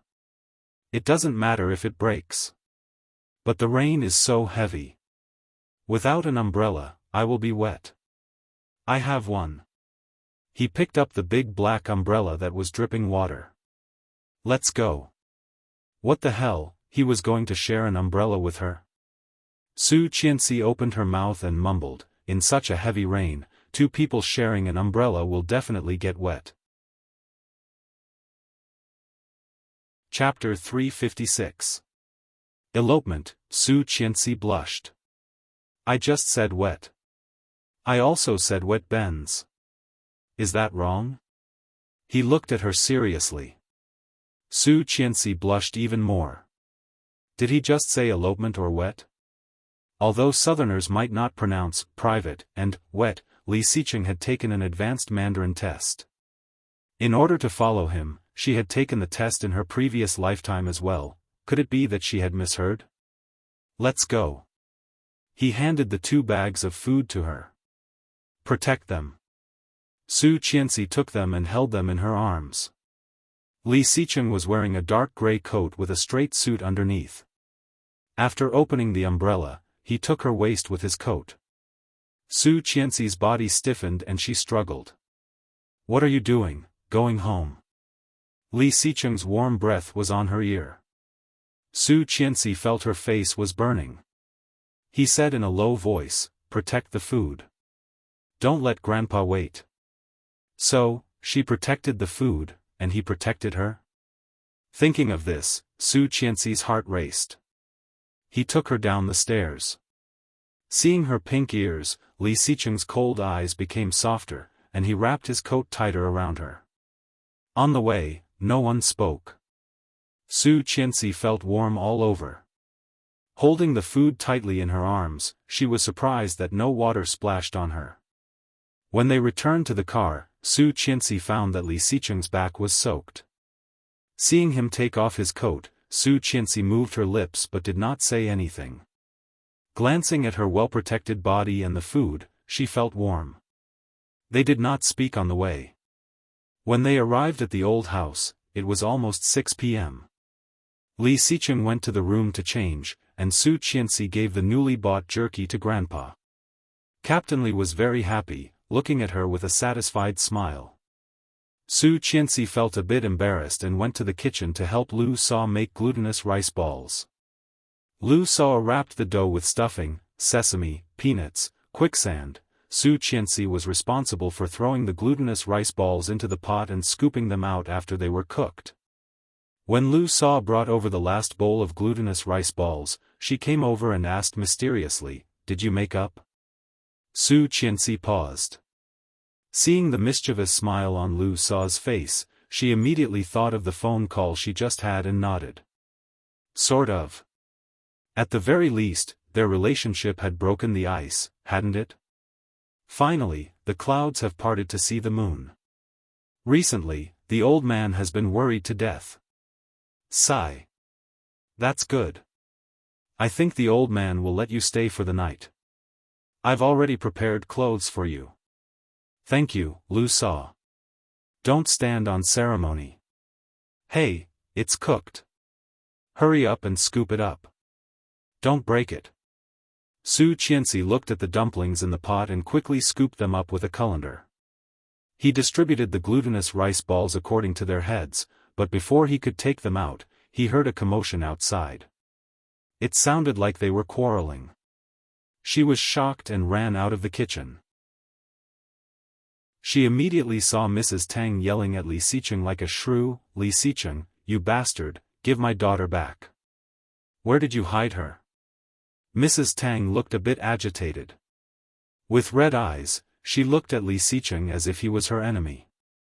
Li Xicheng sat on the sofa with his legs crossed, looking cold and noble. He looked at her and said, "Mrs. Tang, what do you mean? Wan Lily, here comes the troublemaker. How do you want Tang Menjing to die? P.S. Today, I learned that browsers also have reading channels. I heard that there are a lot of readers on the browser. Don't move." Chapter 357. What a cunning guy.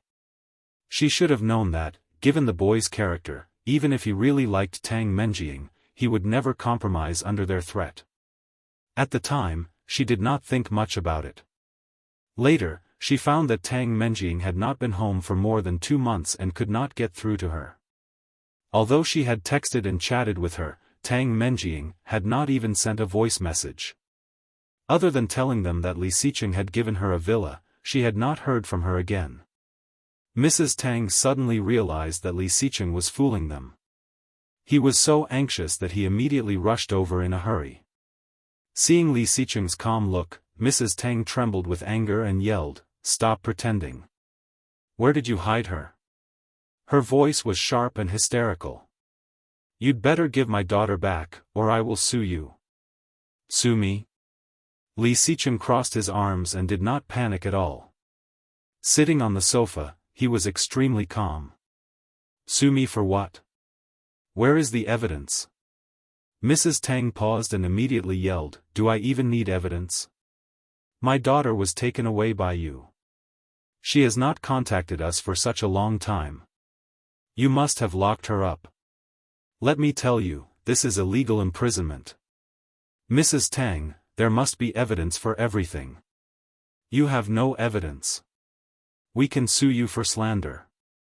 Li Beixing walked out, followed by Li Xiao and his wife. Seeing Qin Shuhua, Mrs. Tang's eyes became even redder. She cried, "My poor daughter. She gave birth to a child for such a man and is locked up. She can't even see her mother on this holiday. This is so miserable. This family will die a horrible death.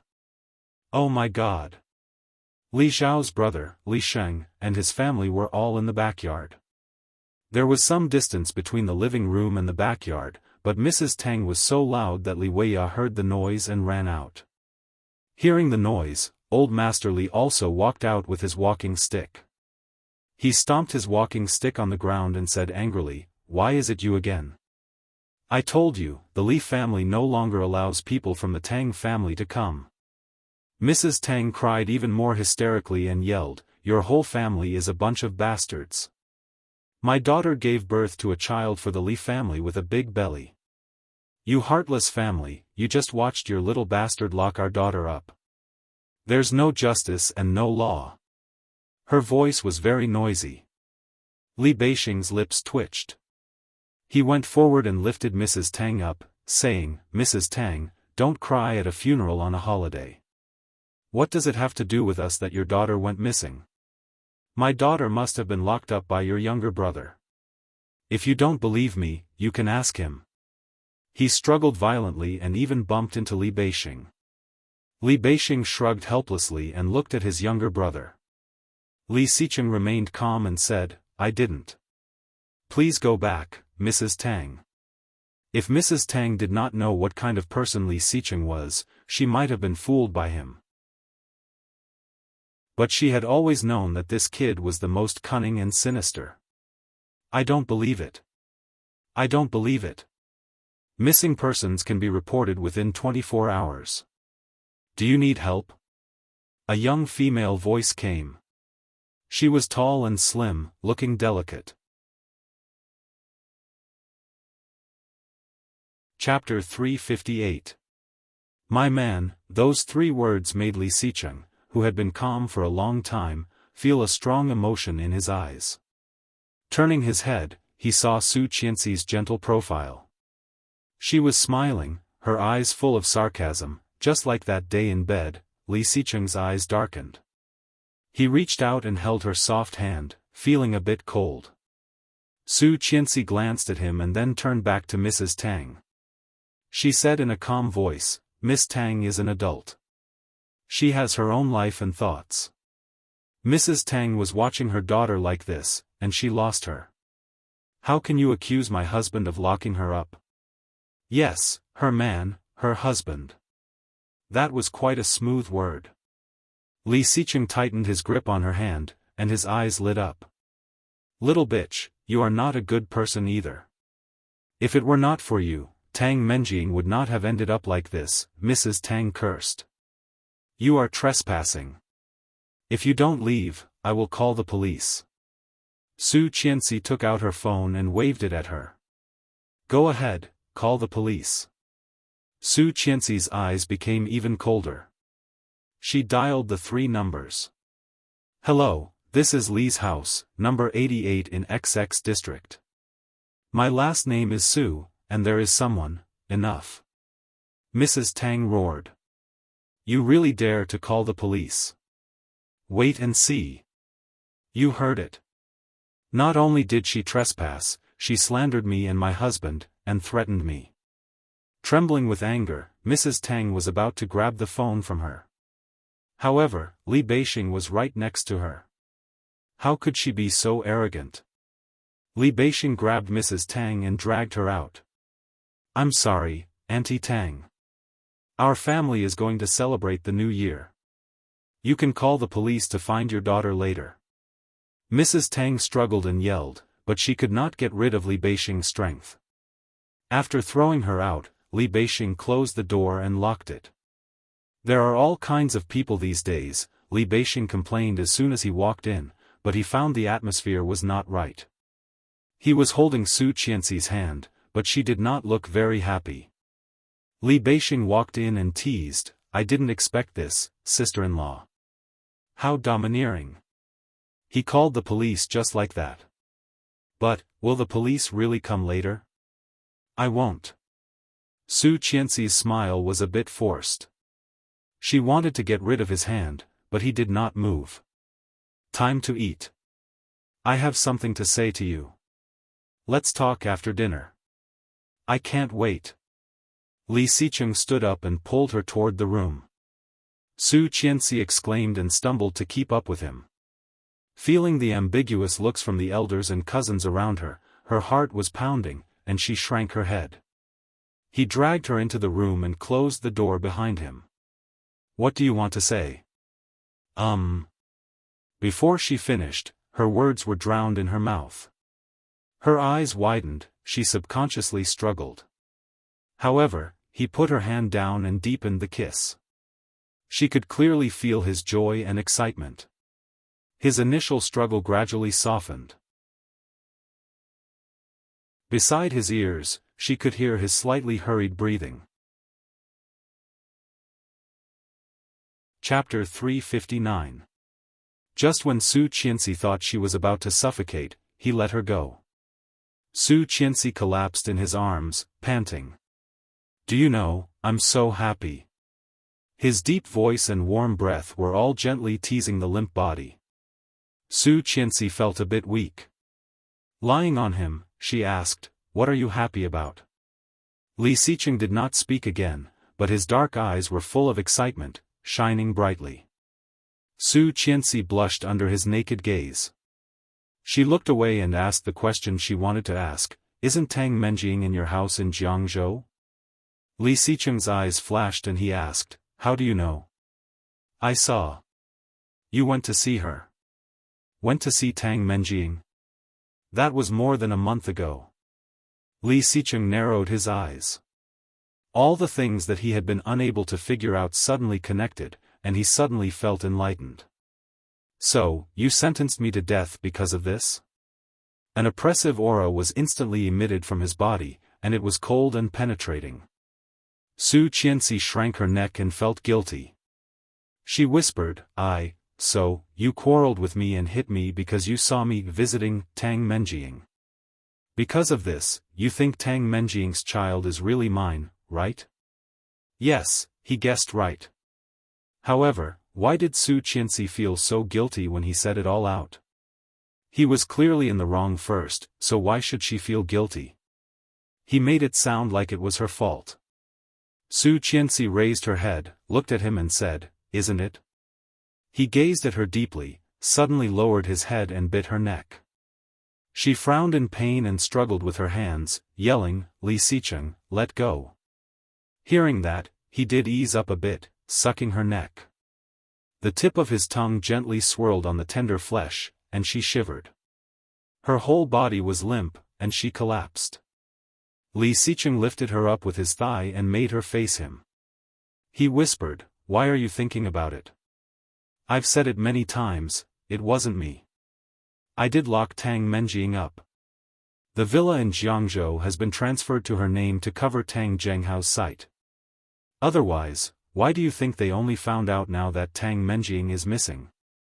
As he spoke, he had already moved away from her neck and whispered to her face.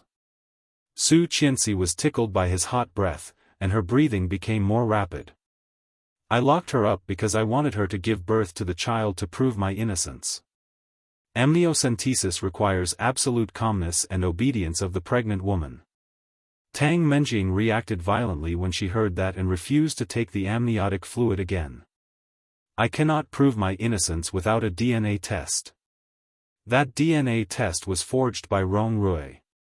He admitted it himself, but he didn't want to help me recover the original information. This is the only way. Only when Tang Menjing's child is born and my innocence is proven, can I convince the elders and you. When the time comes, I'll take you to Ireland, okay? He couldn't wait any longer. The surprise he had prepared for her was absolutely unprecedented and would never be repeated again.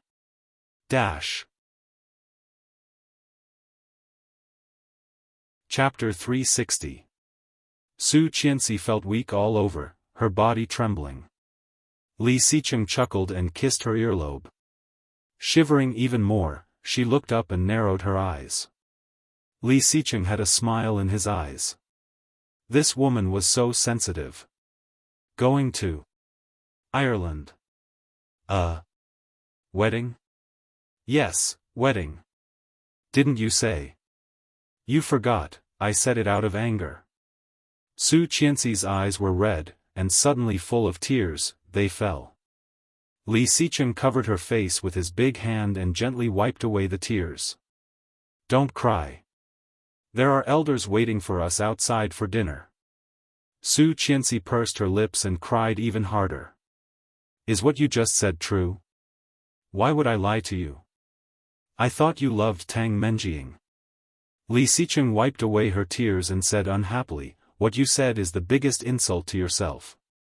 Su Qianxi heard that and couldn't help laughing. Loving Tang Menjing was an insult to her? She had never realized that this guy was so good at talking before. Seeing her smile, Li Xicheng gently warned her after wiping away her tears, don't cry. Grandpa will scold me if he sees this. He looked at her pitifully. Su Qianxi's smile widened and she reached out to push him. Li Xicheng let her push him. With a rare smile, he poked her face. Why do you cry so much? No, she rarely cried in front of others. She just didn't know why she couldn't help it in front of him and unknowingly became a crybaby. Well, no. Pouting, she murmured, never. That's right. Looking up at his smiling eyes, she tugged at his sleeve and whispered, you really didn't do anything to Tang Menjing? No. Li Xicheng looked serious and said, if I had any feelings for her, it would have nothing to do with you now. Truth, the truth. Su Qianxi knew it, but she was still unhappy. Pushing him away, she opened the door and was about to go out. He put an arm around her neck and whispered, so, don't doubt me in the future. Your man is hurt. His low voice, with a bit of grievance and charm, made Su Qianxi's heart flutter. Your man, these 3 words sounded really good. Blushing, she tilted her head and whispered, are you flirting, Mr. Li? If Mrs. Li thinks so, then so be it. Their faces were so close that the tips of their noses were less than a centimeter apart. Looking at him, she suddenly bit his lips and said seriously, in the future, don't lie to me. Yes, I'm not lying. If I find out that you're lying to me, it'll be useless even if you act coquettishly. You lied to me once, I lied to you once. We're even now. Su Qianxi was dazed and thought of the time when Louis Han was discharged from the hospital. I was afraid that you would be angry. Hearing that, Li Xicheng mimicked her tone and whispered, I was afraid that you would worry. Su Qianxi was speechless. She pouted and took his hand away. Let's go. The elders are waiting for us. Okay. Li Xicheng held her hand and opened the door. They walked out side by side.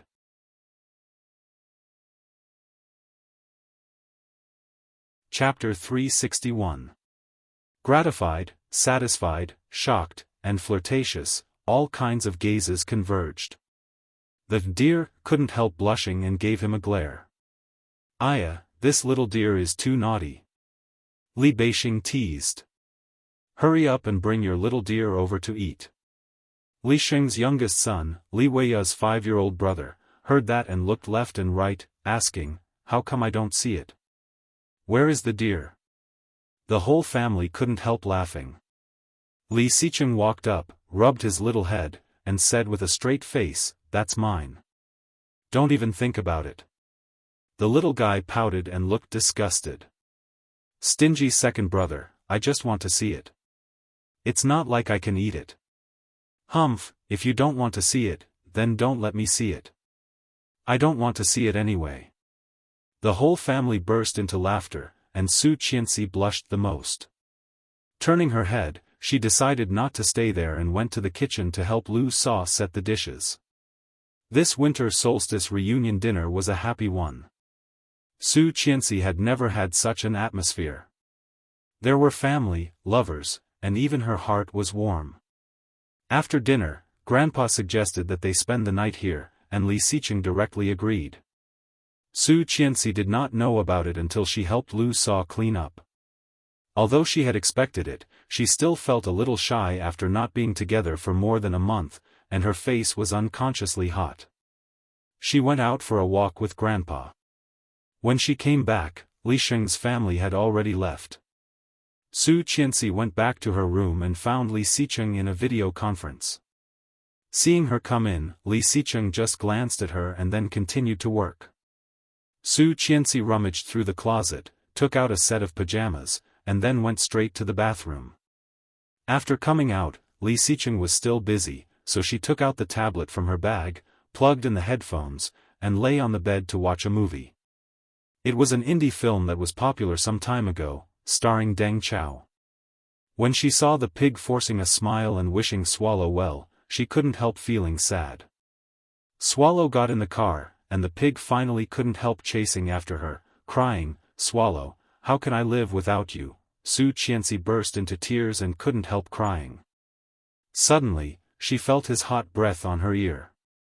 Turning off the tablet, he whispered, "You can cry while watching a movie. Why do you like to cry so much?" Su Qianxi let him hold her down and reached for her tablet, shouting, "Give it back to me. I haven't finished reading yet." Li Xicheng unplugged her headphones and put the tablet on the bedside table. "Are the people in the movie better looking than me?" Su Qianxi did not get it, so she gave up. She sniffed and said sullenly, "You are different from them." "How is it different? You're not acting." Li Xicheng chuckled, got off her, went around to her, and lay down in the same position as her. She then found that he had taken a shower and was wearing a thin rabbit fur robe. "Mrs. Li, yes?" Su Qianxi also looked at him, her eyes still a little red. "Do you take medicine every time you do it with Mr. Li?" Su Qianxi was dazed, blushed, and shook her head. "No." After answering, she suddenly realized what he meant.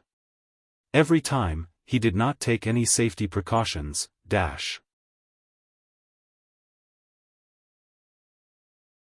Chapter 362.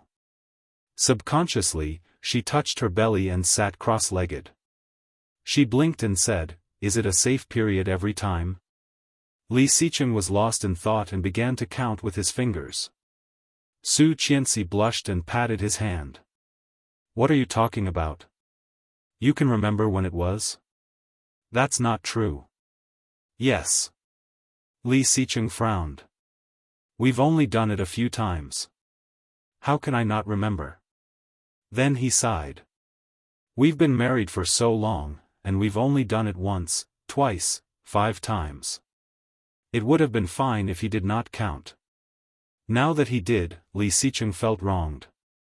Lifting his eyes, a pair of pitch-black and deep eyes landed on her. There was a strong hidden bitterness in them, and the light in his eyes deepened, revealing the attributes of a naked hungry wolf.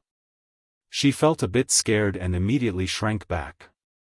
Li Xicheng was even faster. He grabbed her and pushed her onto the bed. The soft bed swayed with their intense movements. Then, Su Qianxi's lips were sealed. Li Xicheng's movements were very gentle, so gentle that Su Qianxi's heart softened. She felt so happy. Every time he kissed her, she had a beautiful illusion that he was with her, not for sex, but for love. The kiss deepened. Su Qianxi's breathing became more rapid. When he was about to do something else, she stopped and called, "Mr. Li, yes?" Li Xicheng liked this title more and more. In the past, he felt it was too strange, but now he thought it was the sweetest. "Mr. Li, Mrs. Li." Back and forth, it was enough to cause a strong blow to the single people around. Li Xicheng's lips curled up, but he did not stop moving. He responded quietly. Su Qianxi gasped and pressed his hand down, saying, "Not today." He looked up and complained, "Mrs. Li, you are cutting the benefits." "I'm doing it." Su Qianxi's voice became lower and lower. "When?" "I just found out." Li Xicheng was about to go crazy.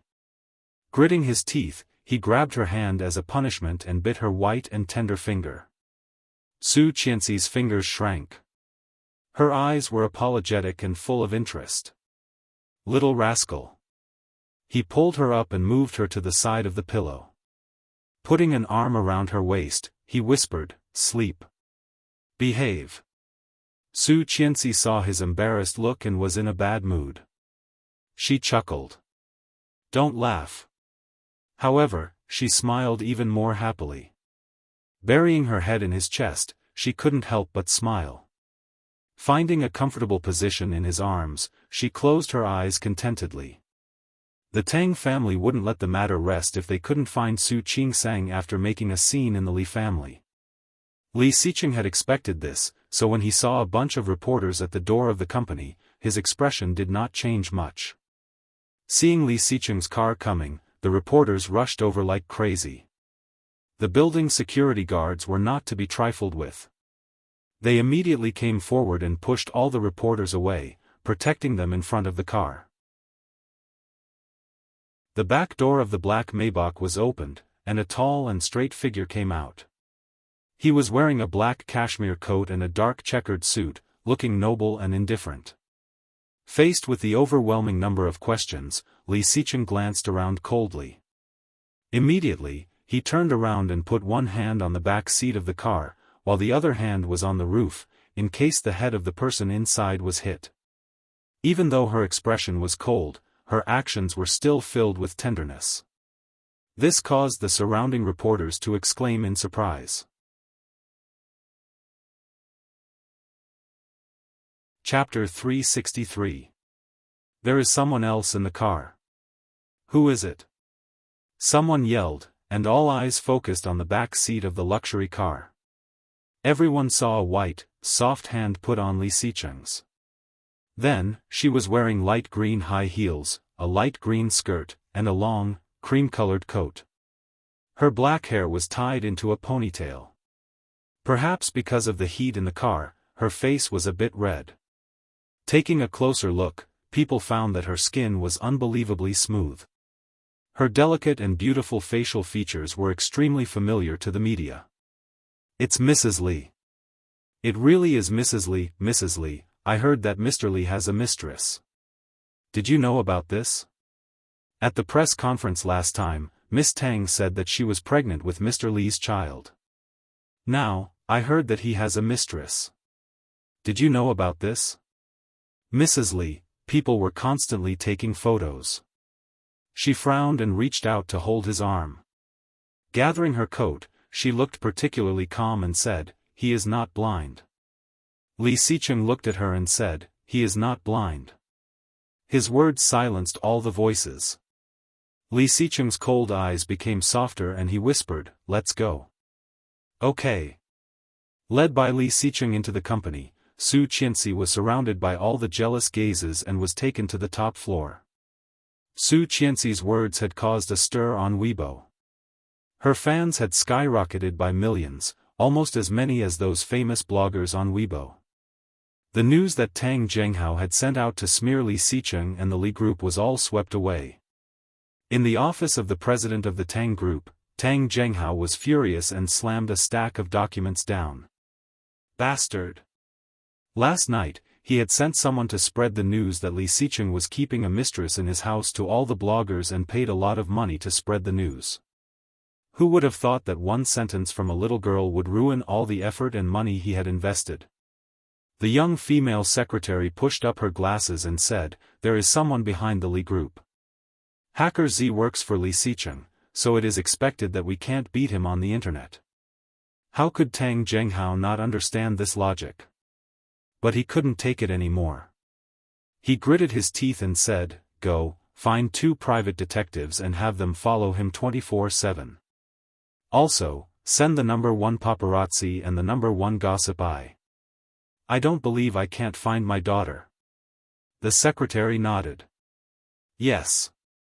Go find a hacker and hack into his phone and computer. I don't believe that there are no clues at all. Yes. Also, help me find a person. That guy is a friend of my daughter. He is very capable. His name is Rong Rui. Alright. I don't believe that Li Xiqing can do anything. Tang Zhenghao sneered. Remember to do it cleanly and secretly. Yes, I will definitely find someone trustworthy to do it. The secretary quickly wrote it down on a piece of paper. But soon, she looked up and said, President Tang, it's time to meet with Xiaofan. They just called me to inform me, but the contract has changed. How? Increase the contract to 5 times. Tang Zhenghao's eyes lit up. Really? Xiaofan trusts us this much this time?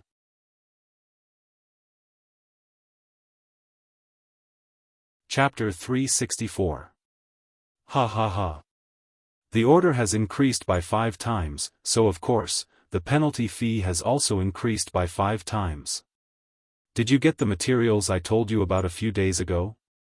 Yes, they are in storage. Good. Keep an eye on them.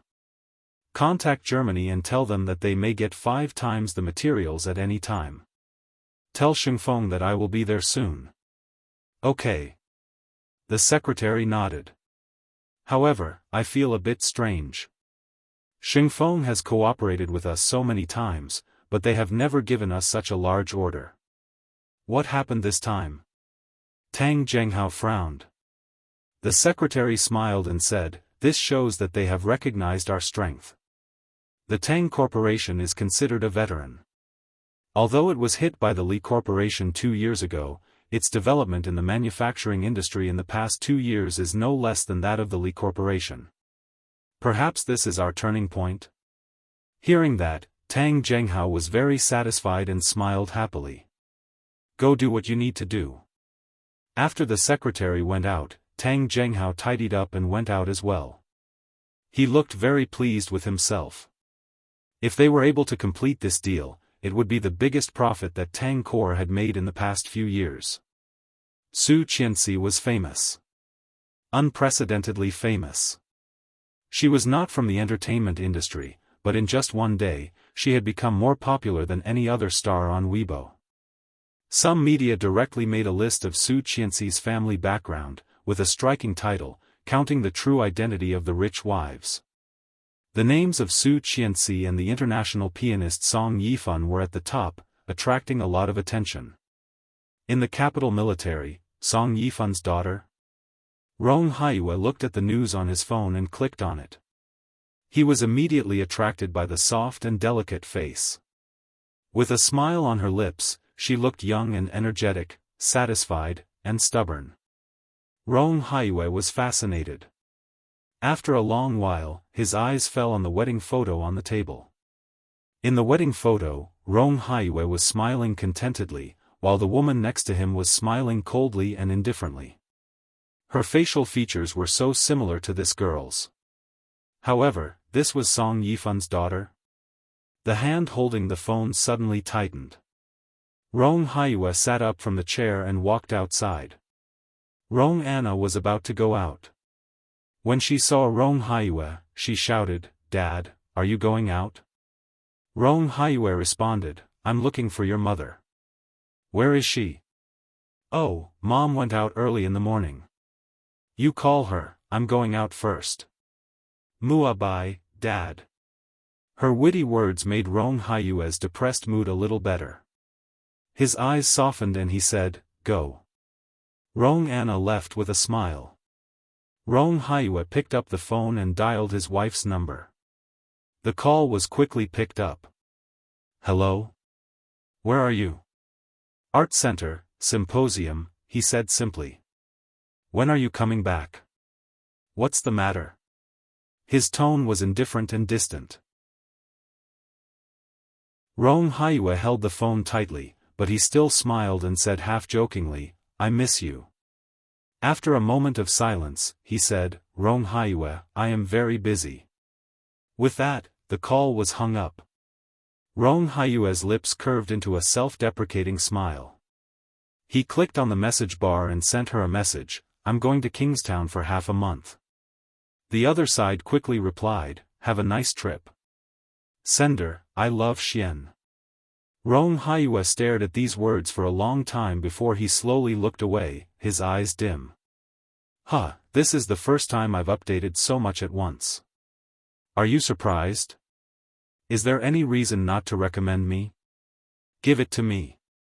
Li Bao Concentration Camp 1 Group 5586432993, full, Libao Concentration Camp 2 Group 3266681054, full, Libao Concentration Camp 3 Group 587324201, full. Chapter 365. Li Xicheng's office was very large. In addition to the office area, there was a rest area and a cloakroom. Su Qianxi was lying on the single bed in the rest area, scrolling through Weibo. Looking at the comments of netizens, she suddenly felt superior.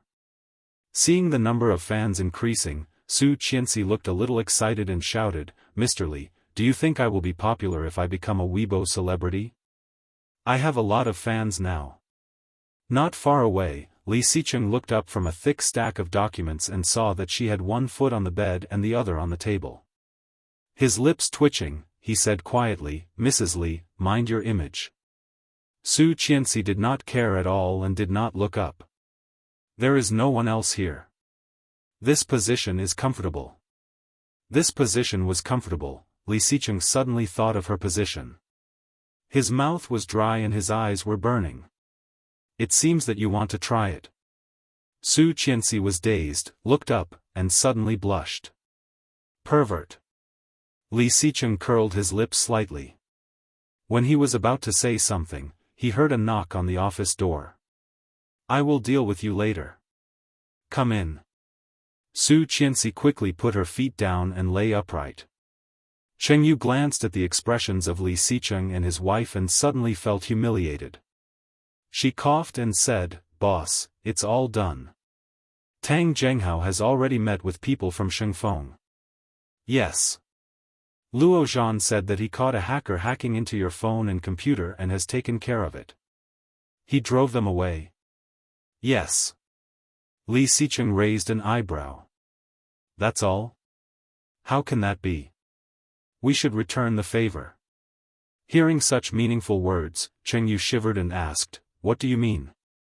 "I asked you to sort out the things a few days ago. Have you done it?" "Yes." "Give them to Luo Zhan and let them steal these confidential information." Cheng Yu was in awe. "Yes." Su Qianxi was secretly shocked, but her admiration for Li Xicheng was even more endless. So insidious, so scary. However, he was so powerful and handsome. Li Xicheng met her gaze and looked down at his watch. "Are you hungry? Let's go eat." "Okay." She got up from the bed and scratched her hair. "What do you want to eat?" "What do you want to eat?" "Hot pot." "No, you're not feeling well. You can eat non-spicy food.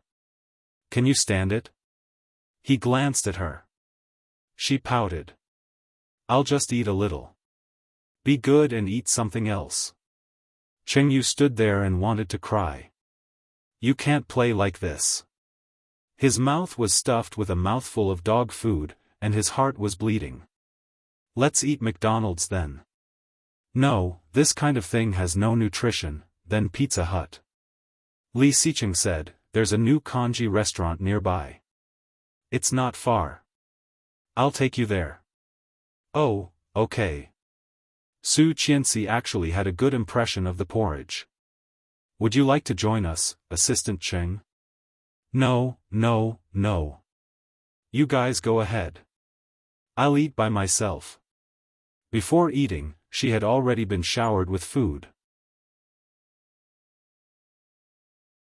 If she had to eat with them, she would probably be paralyzed. Watching the couple leave, Cheng Yu, who was single, said that she was heartbroken.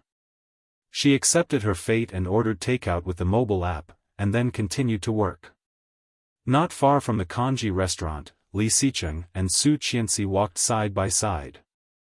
Although the rain had stopped, the road was still a bit wet. Chapter 366. They are Tang Zhenghao's men. Li Xicheng hugged her and whispered, "Don't be afraid. They are just detectives. They won't hurt us. They are looking for Tang Menjiang?" "Most likely." "You moved Tang Menjiang again?" Li Xicheng had given Tang Menjing the house in Jiangzhou. If they were looking for someone, they would definitely go to the house in Jiangzhou. Now they had to follow him. It must be because they couldn't find him in Jiangzhou. That was why they had to do this, right? Yes, they moved to a place near our house. It can't be. It can't be the one behind, right? Yes. Su Qianxi gasped in shock. Are you not afraid that they will go there? That is too dangerous. They are not stupid. They must know that you have another house behind our house. The most dangerous place is the safest place. Li Xicheng rubbed her hair. Your man is not stupid either. Su Qianxi blinked, not quite understanding. Li Xicheng moved closer and said, they have already looked. They will not go there again in a short time. Besides, there are traps in the house. Traps? Su Qianxi's eyes widened. How did such a high and mighty thing do it? It's new. Rong Rui helped me install it, Li Xicheng explained. So Rong Rui also knows how to install traps. But isn't he Tang Menjing's gunman? Why would he help you? He is my man now. Su Qianxi was even more surprised. How did you bribe him? She remembered that this guy was very stubborn and would not be persuaded at all. Cheng Yu took care of him. Ah, Cheng Yu? Could it be that the two of them would still be together in this lifetime? The more Su Qianxi thought about it, the more likely it seemed. In her previous lifetime, Rong Rui was really nice to Cheng Yu, and their daughter was also very cute. Cheng Yu was busy with work, so Rong Rui dressed the child up as a little princess. The family of three was also happy. Well, here we are. Li Xicheng took her in. The waiter recognized them at a glance and took them to an antique private room. Su Qianxi ordered seafood porridge. Because it was freshly cooked, it took half an hour for the porridge to be served. She ordered some snacks in between, so when the porridge was served, she was almost full. However, she found that the porridge tasted particularly good. She enjoyed it and drank 2 bowls in one go. When she finished, it was more than an hour later. Accidentally, she ate too much and felt uncomfortable. Leaning on Li Xicheng, she did not want to move. Li Xicheng helplessly supported her and walked out.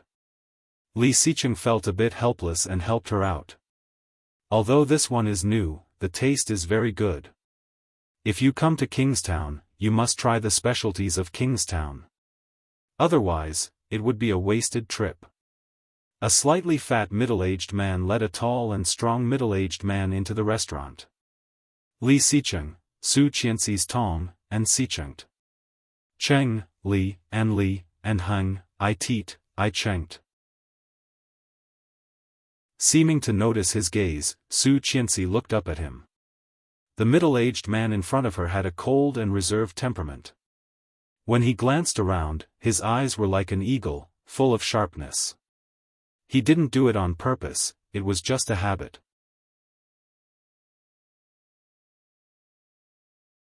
Chapter 367. She smiled politely and nodded. The middle-aged man also nodded slightly at her and quickly moved his eyes away from her, following the fat man. Do you know him? Li Xicheng looked down and asked. No, but he looks a bit familiar. Yes, Major General of the Army, Rong Haiyue. Oh. Never heard of him. I've only heard of Li Xiao. Li Xicheng's eyes were softer, but he was still expressionless. He said in a disdainful tone, ignorant. I am not in this circle. It's normal that I don't know him, she said matter-of-factly. As they spoke, they had already left the restaurant. What they did not know was that Rong Haiyue, who had just passed by them, had already stopped and looked at Su Qianxi's back. When they were far away, Rong Haiyue slowly looked away, feeling a pain in his heart. She was really like her. But that girl was Song Yifan's daughter. Mr. Rong, the room is ready. Come in. Okay. Since he had stolen the confidential document from Li Xiqing's computer, Tang Zhenghao had learned the real strength of the Li family. It was a little more powerful than he had expected, but not too far apart. Knowing the strength of his opponent, Tang Zhenghao, who had been worried by Li Xiqing's pretense, suddenly felt relieved. No wonder Xiaofan chose the Tang family instead of the Li family. It turned out that Xiaofan had already estimated the strength of the Li family. Two partners with similar strength, of course, it was safer to work with the more established Tang family. After successfully signing the contract, Tang Zhenghao was very happy and gave bonuses to all the employees. Suddenly, the Tang family was full of laughter. After hearing about the current situation of the Tang family, Li Xiqing ordered, "You can start. Follow the original plan." His voice was calm, but Qingyu felt that the man in front of her was extremely dangerous. "Yes, sir." Extreme joy turned to sorrow.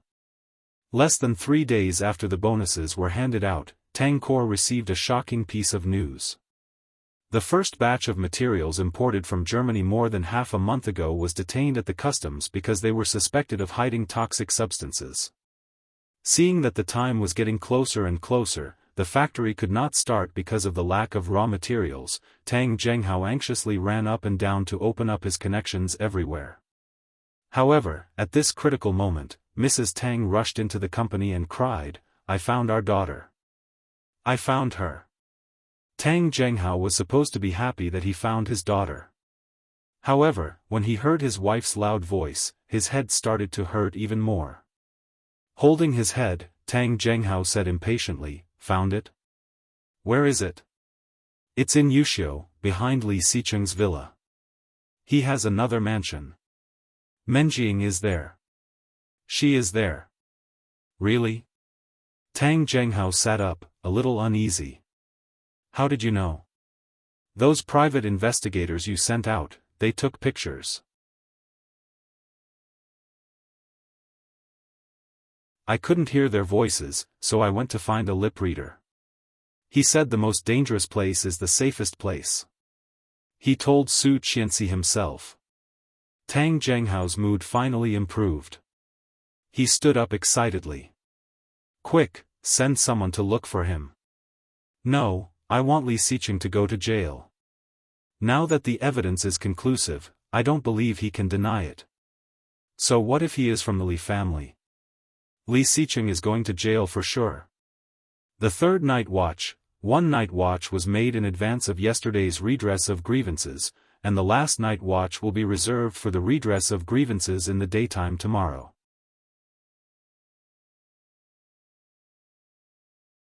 Chapter 368. In the morning.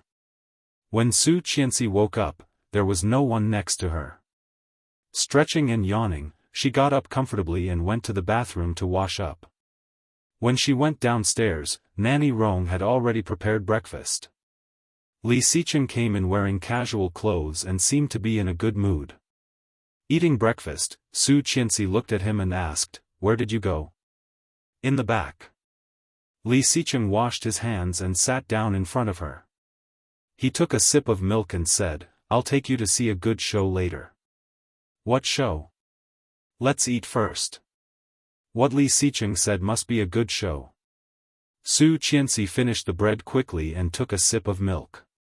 She could not wait to ask, "What show?" Li Xiqing chewed slowly, wiped the milk off the corner of her mouth, and said, "Don't worry. They are not done yet. 2 more minutes." Su Qianxi waited patiently. Li Xiqing took the last sip of milk and looked at his watch. "Okay, let's go." He took Su Qianxi to the back of the house, where Tang Menjing was said to be locked up. Before they got close, they saw 2 police cars and 2 luxury cars parked in front of the house. Su Qianxi's eyes widened and her heart was in her throat. She grabbed Li Xiqing's hand and asked, "What should we do? Have we been discovered? How did they find this place?" "Don't be afraid. It's expected." Li Xiqing rubbed her hair.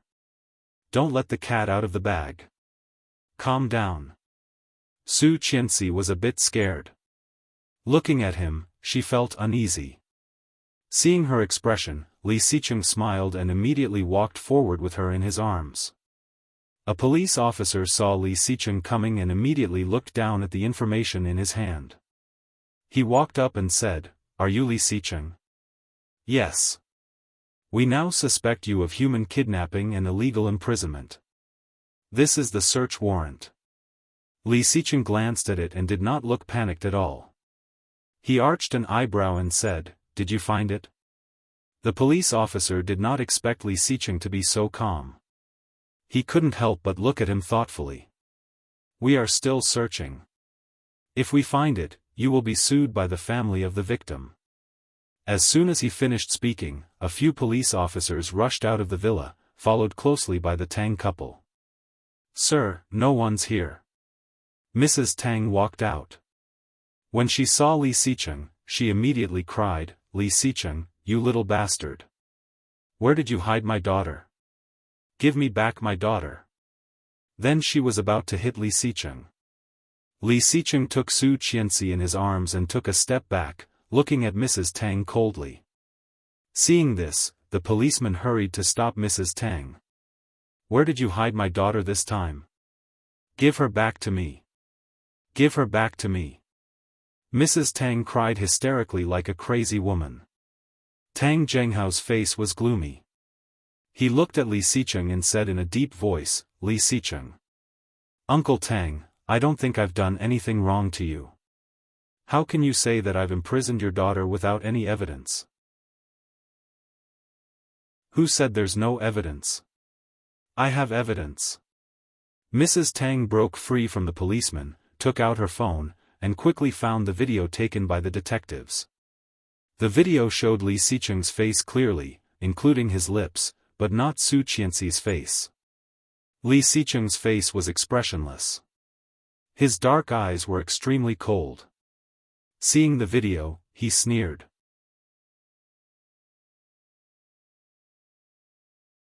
Chapter 369. Mrs. Tang felt goosebumps and scolded, "What are you laughing at? The evidence is right here. Do you still want to deny it?" Li Xicheng grabbed the phone and looked at the officer, saying, "Mr. Officer, I now have sufficient evidence to prove that she stalked me and seriously violated my privacy, image, and reputation. Mrs. Tang's behavior has seriously constituted a crime of defamation." Mrs. Tang was dazed, but soon her face paled and she yelled, "You bastard, you are slandering me." Li Xicheng ignored her and threw the phone to the officer. The officer gave Li Xicheng a deep look and watched the video from beginning to end. "Mr. Police, don't listen to his nonsense. This is the evidence that he imprisoned my daughter. Look at his lips. He admitted it himself. He locked my daughter up here. Did you find her?" Su Qianxi looked at Mrs. Tang with a hint of sarcasm in her eyes. There should be a limit to making things up. Mrs. Tang was speechless and just stared at Su Qianxi. If it were not for the officer, Su Qianxi had no doubt that Mrs. Tang would slap herself. However, seeing her like this, Mrs. Tang was secretly pleased and continued, "You are not only wasting your time, but also the police force. Since we are neighbors, if you apologize to my husband, we won't sue you." Li Xicheng heard that and glanced at Su Qianxi with a smile. Su Qianxi was thrilled. However, seeing the miserable look on Mrs. Tang's face, she felt that she was the worst person in the world. She was in cahoots with Li Xicheng. That was horrible. When did she start to be influenced by Li Xicheng? If they were in a movie, they would definitely be the villains. Mrs. Tang was furious and yelled, "Little b asterisk tch, little b asterisk tch, you want me to apologize? Bah! Give my daughter back. Give her back. I'm doing this for your own good. Why are you cursing like this? It's so unpleasant." She shrank behind Li Xicheng and whispered, looking scared, "Come back with me." The officer looked at them deeply and said, "This lady is right. Your evidence has violated the privacy, reputation, and portrait rights of others, and indeed did not find your daughter here. Your evidence is not strong enough. Lip reading, Mr. Police, look at his lips, this kid admitted it himself. If you have anything to say it back at the station. The officer was a bit impatient. Waving his hand, he looked at Li Xicheng and Su Qianxi. You two come with me. Su Qianxi was a bit nervous. She had never been to the police station before. Was she going in today? Li Xicheng felt her nervousness. He reached out and patted her hand, saying, Mr. Officer, I'm willing to cooperate, but my wife doesn't seem to like that kind of place very much. I'd better ask my lawyer to talk to you. The officer glanced at Su Qianxi and nodded. As soon as possible. Tang Zhenghao did not speak. On the way to the police car, he stared at Li Xicheng. Seeing Li Xicheng nodding at him so casually, he had a bad feeling. He had a strong feeling that he had not only fallen into Li Xicheng's trap,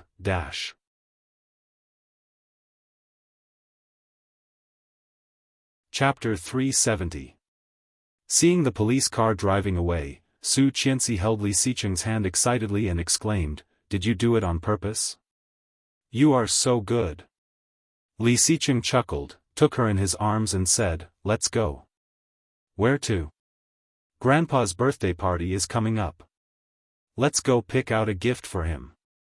Su Qianxi blinked. Grandpa's 70th birthday was half a month after the winter solstice. There were less than 10 days left. She had actually forgotten about it. What should I buy for Grandpa? In his previous lifetime, Li Xicheng had bought his grandpa a very rare glass sungreen jade pendant. It was carved with a 10,000-year-old pine tree, with a parrot resting on it, implying longevity, righteousness, and wisdom. When Grandpa received the gift, he was very happy. And she seemed to have given an oil painting in her previous lifetime, and Tang Menjing led her to be despised by everyone. Although Grandpa did not say anything, Su Qianxi could tell that he did not like the gift. Later on, Su Qianxi learned to cater to what he liked. Grandpa was a Chinese through and through. How could he like foreign things? Thinking about something else, Li Xicheng pinched her face. What are you thinking about? Su Qianxi shook her head, but thinking of the past, she still felt a bit down. Li Xicheng went back to the car and took her to a mall. There were not many people in the mall. Occasionally, there were people dressed in expensive clothes. Li Xicheng took the elevator to the top floor and walked to a stall selling jade. The stall owner saw Li Xicheng and greeted him, Mr. Li, is the thing I want ready? Yes, it is. I copied it according to your design. Let me show it to you. The boss turned around and squatted down for the whole afternoon. He carefully took out a box from the safe below. The box was locked, and the stall owner gently unlocked it with a key. Su Qianxi was immediately attracted by what was inside. It was indeed this thing. The stall owner took out the jade pendant carefully, fearing that he would knock it. Glass green jade was rare, and it was even rarer to see such a perfect one. The jade pendant was about half the size of a palm. The water level was so good that it almost dripped out. It was smooth and exquisite. There was a green pine carved on it. The leaves on the pine were all sun green, and there was a colorful parrot on the branch. A red jade was impressively dotted into an eyeball. The carving was exquisite and lifelike. Below them was the lakeside of Qingshui Lake. A ginseng was impressively carved on it, symbolizing longevity. It was perfect as a birthday gift. This gift was too rare to come by, and it was too precious. He was very satisfied. Wrap it up. The shop owner was overjoyed. He quickly wrapped up the jade pendant and carefully handed it to Li Xicheng. He swiped his card and found that she was looking at a pair of swans. It was not a jade pendant, but a pendant inlaid with 18K gold. The lines were smooth, and the pieces of diamond surrounded the high ice jadeite. Under the light of the jewelry window, it was beautiful and perfect. You like it? Li Xicheng took a closer look. You're tuning into the Xiaofan's Wuxia Tales YouTube channel. Don't forget to subscribe and join us on this journey to catch the most captivating stories.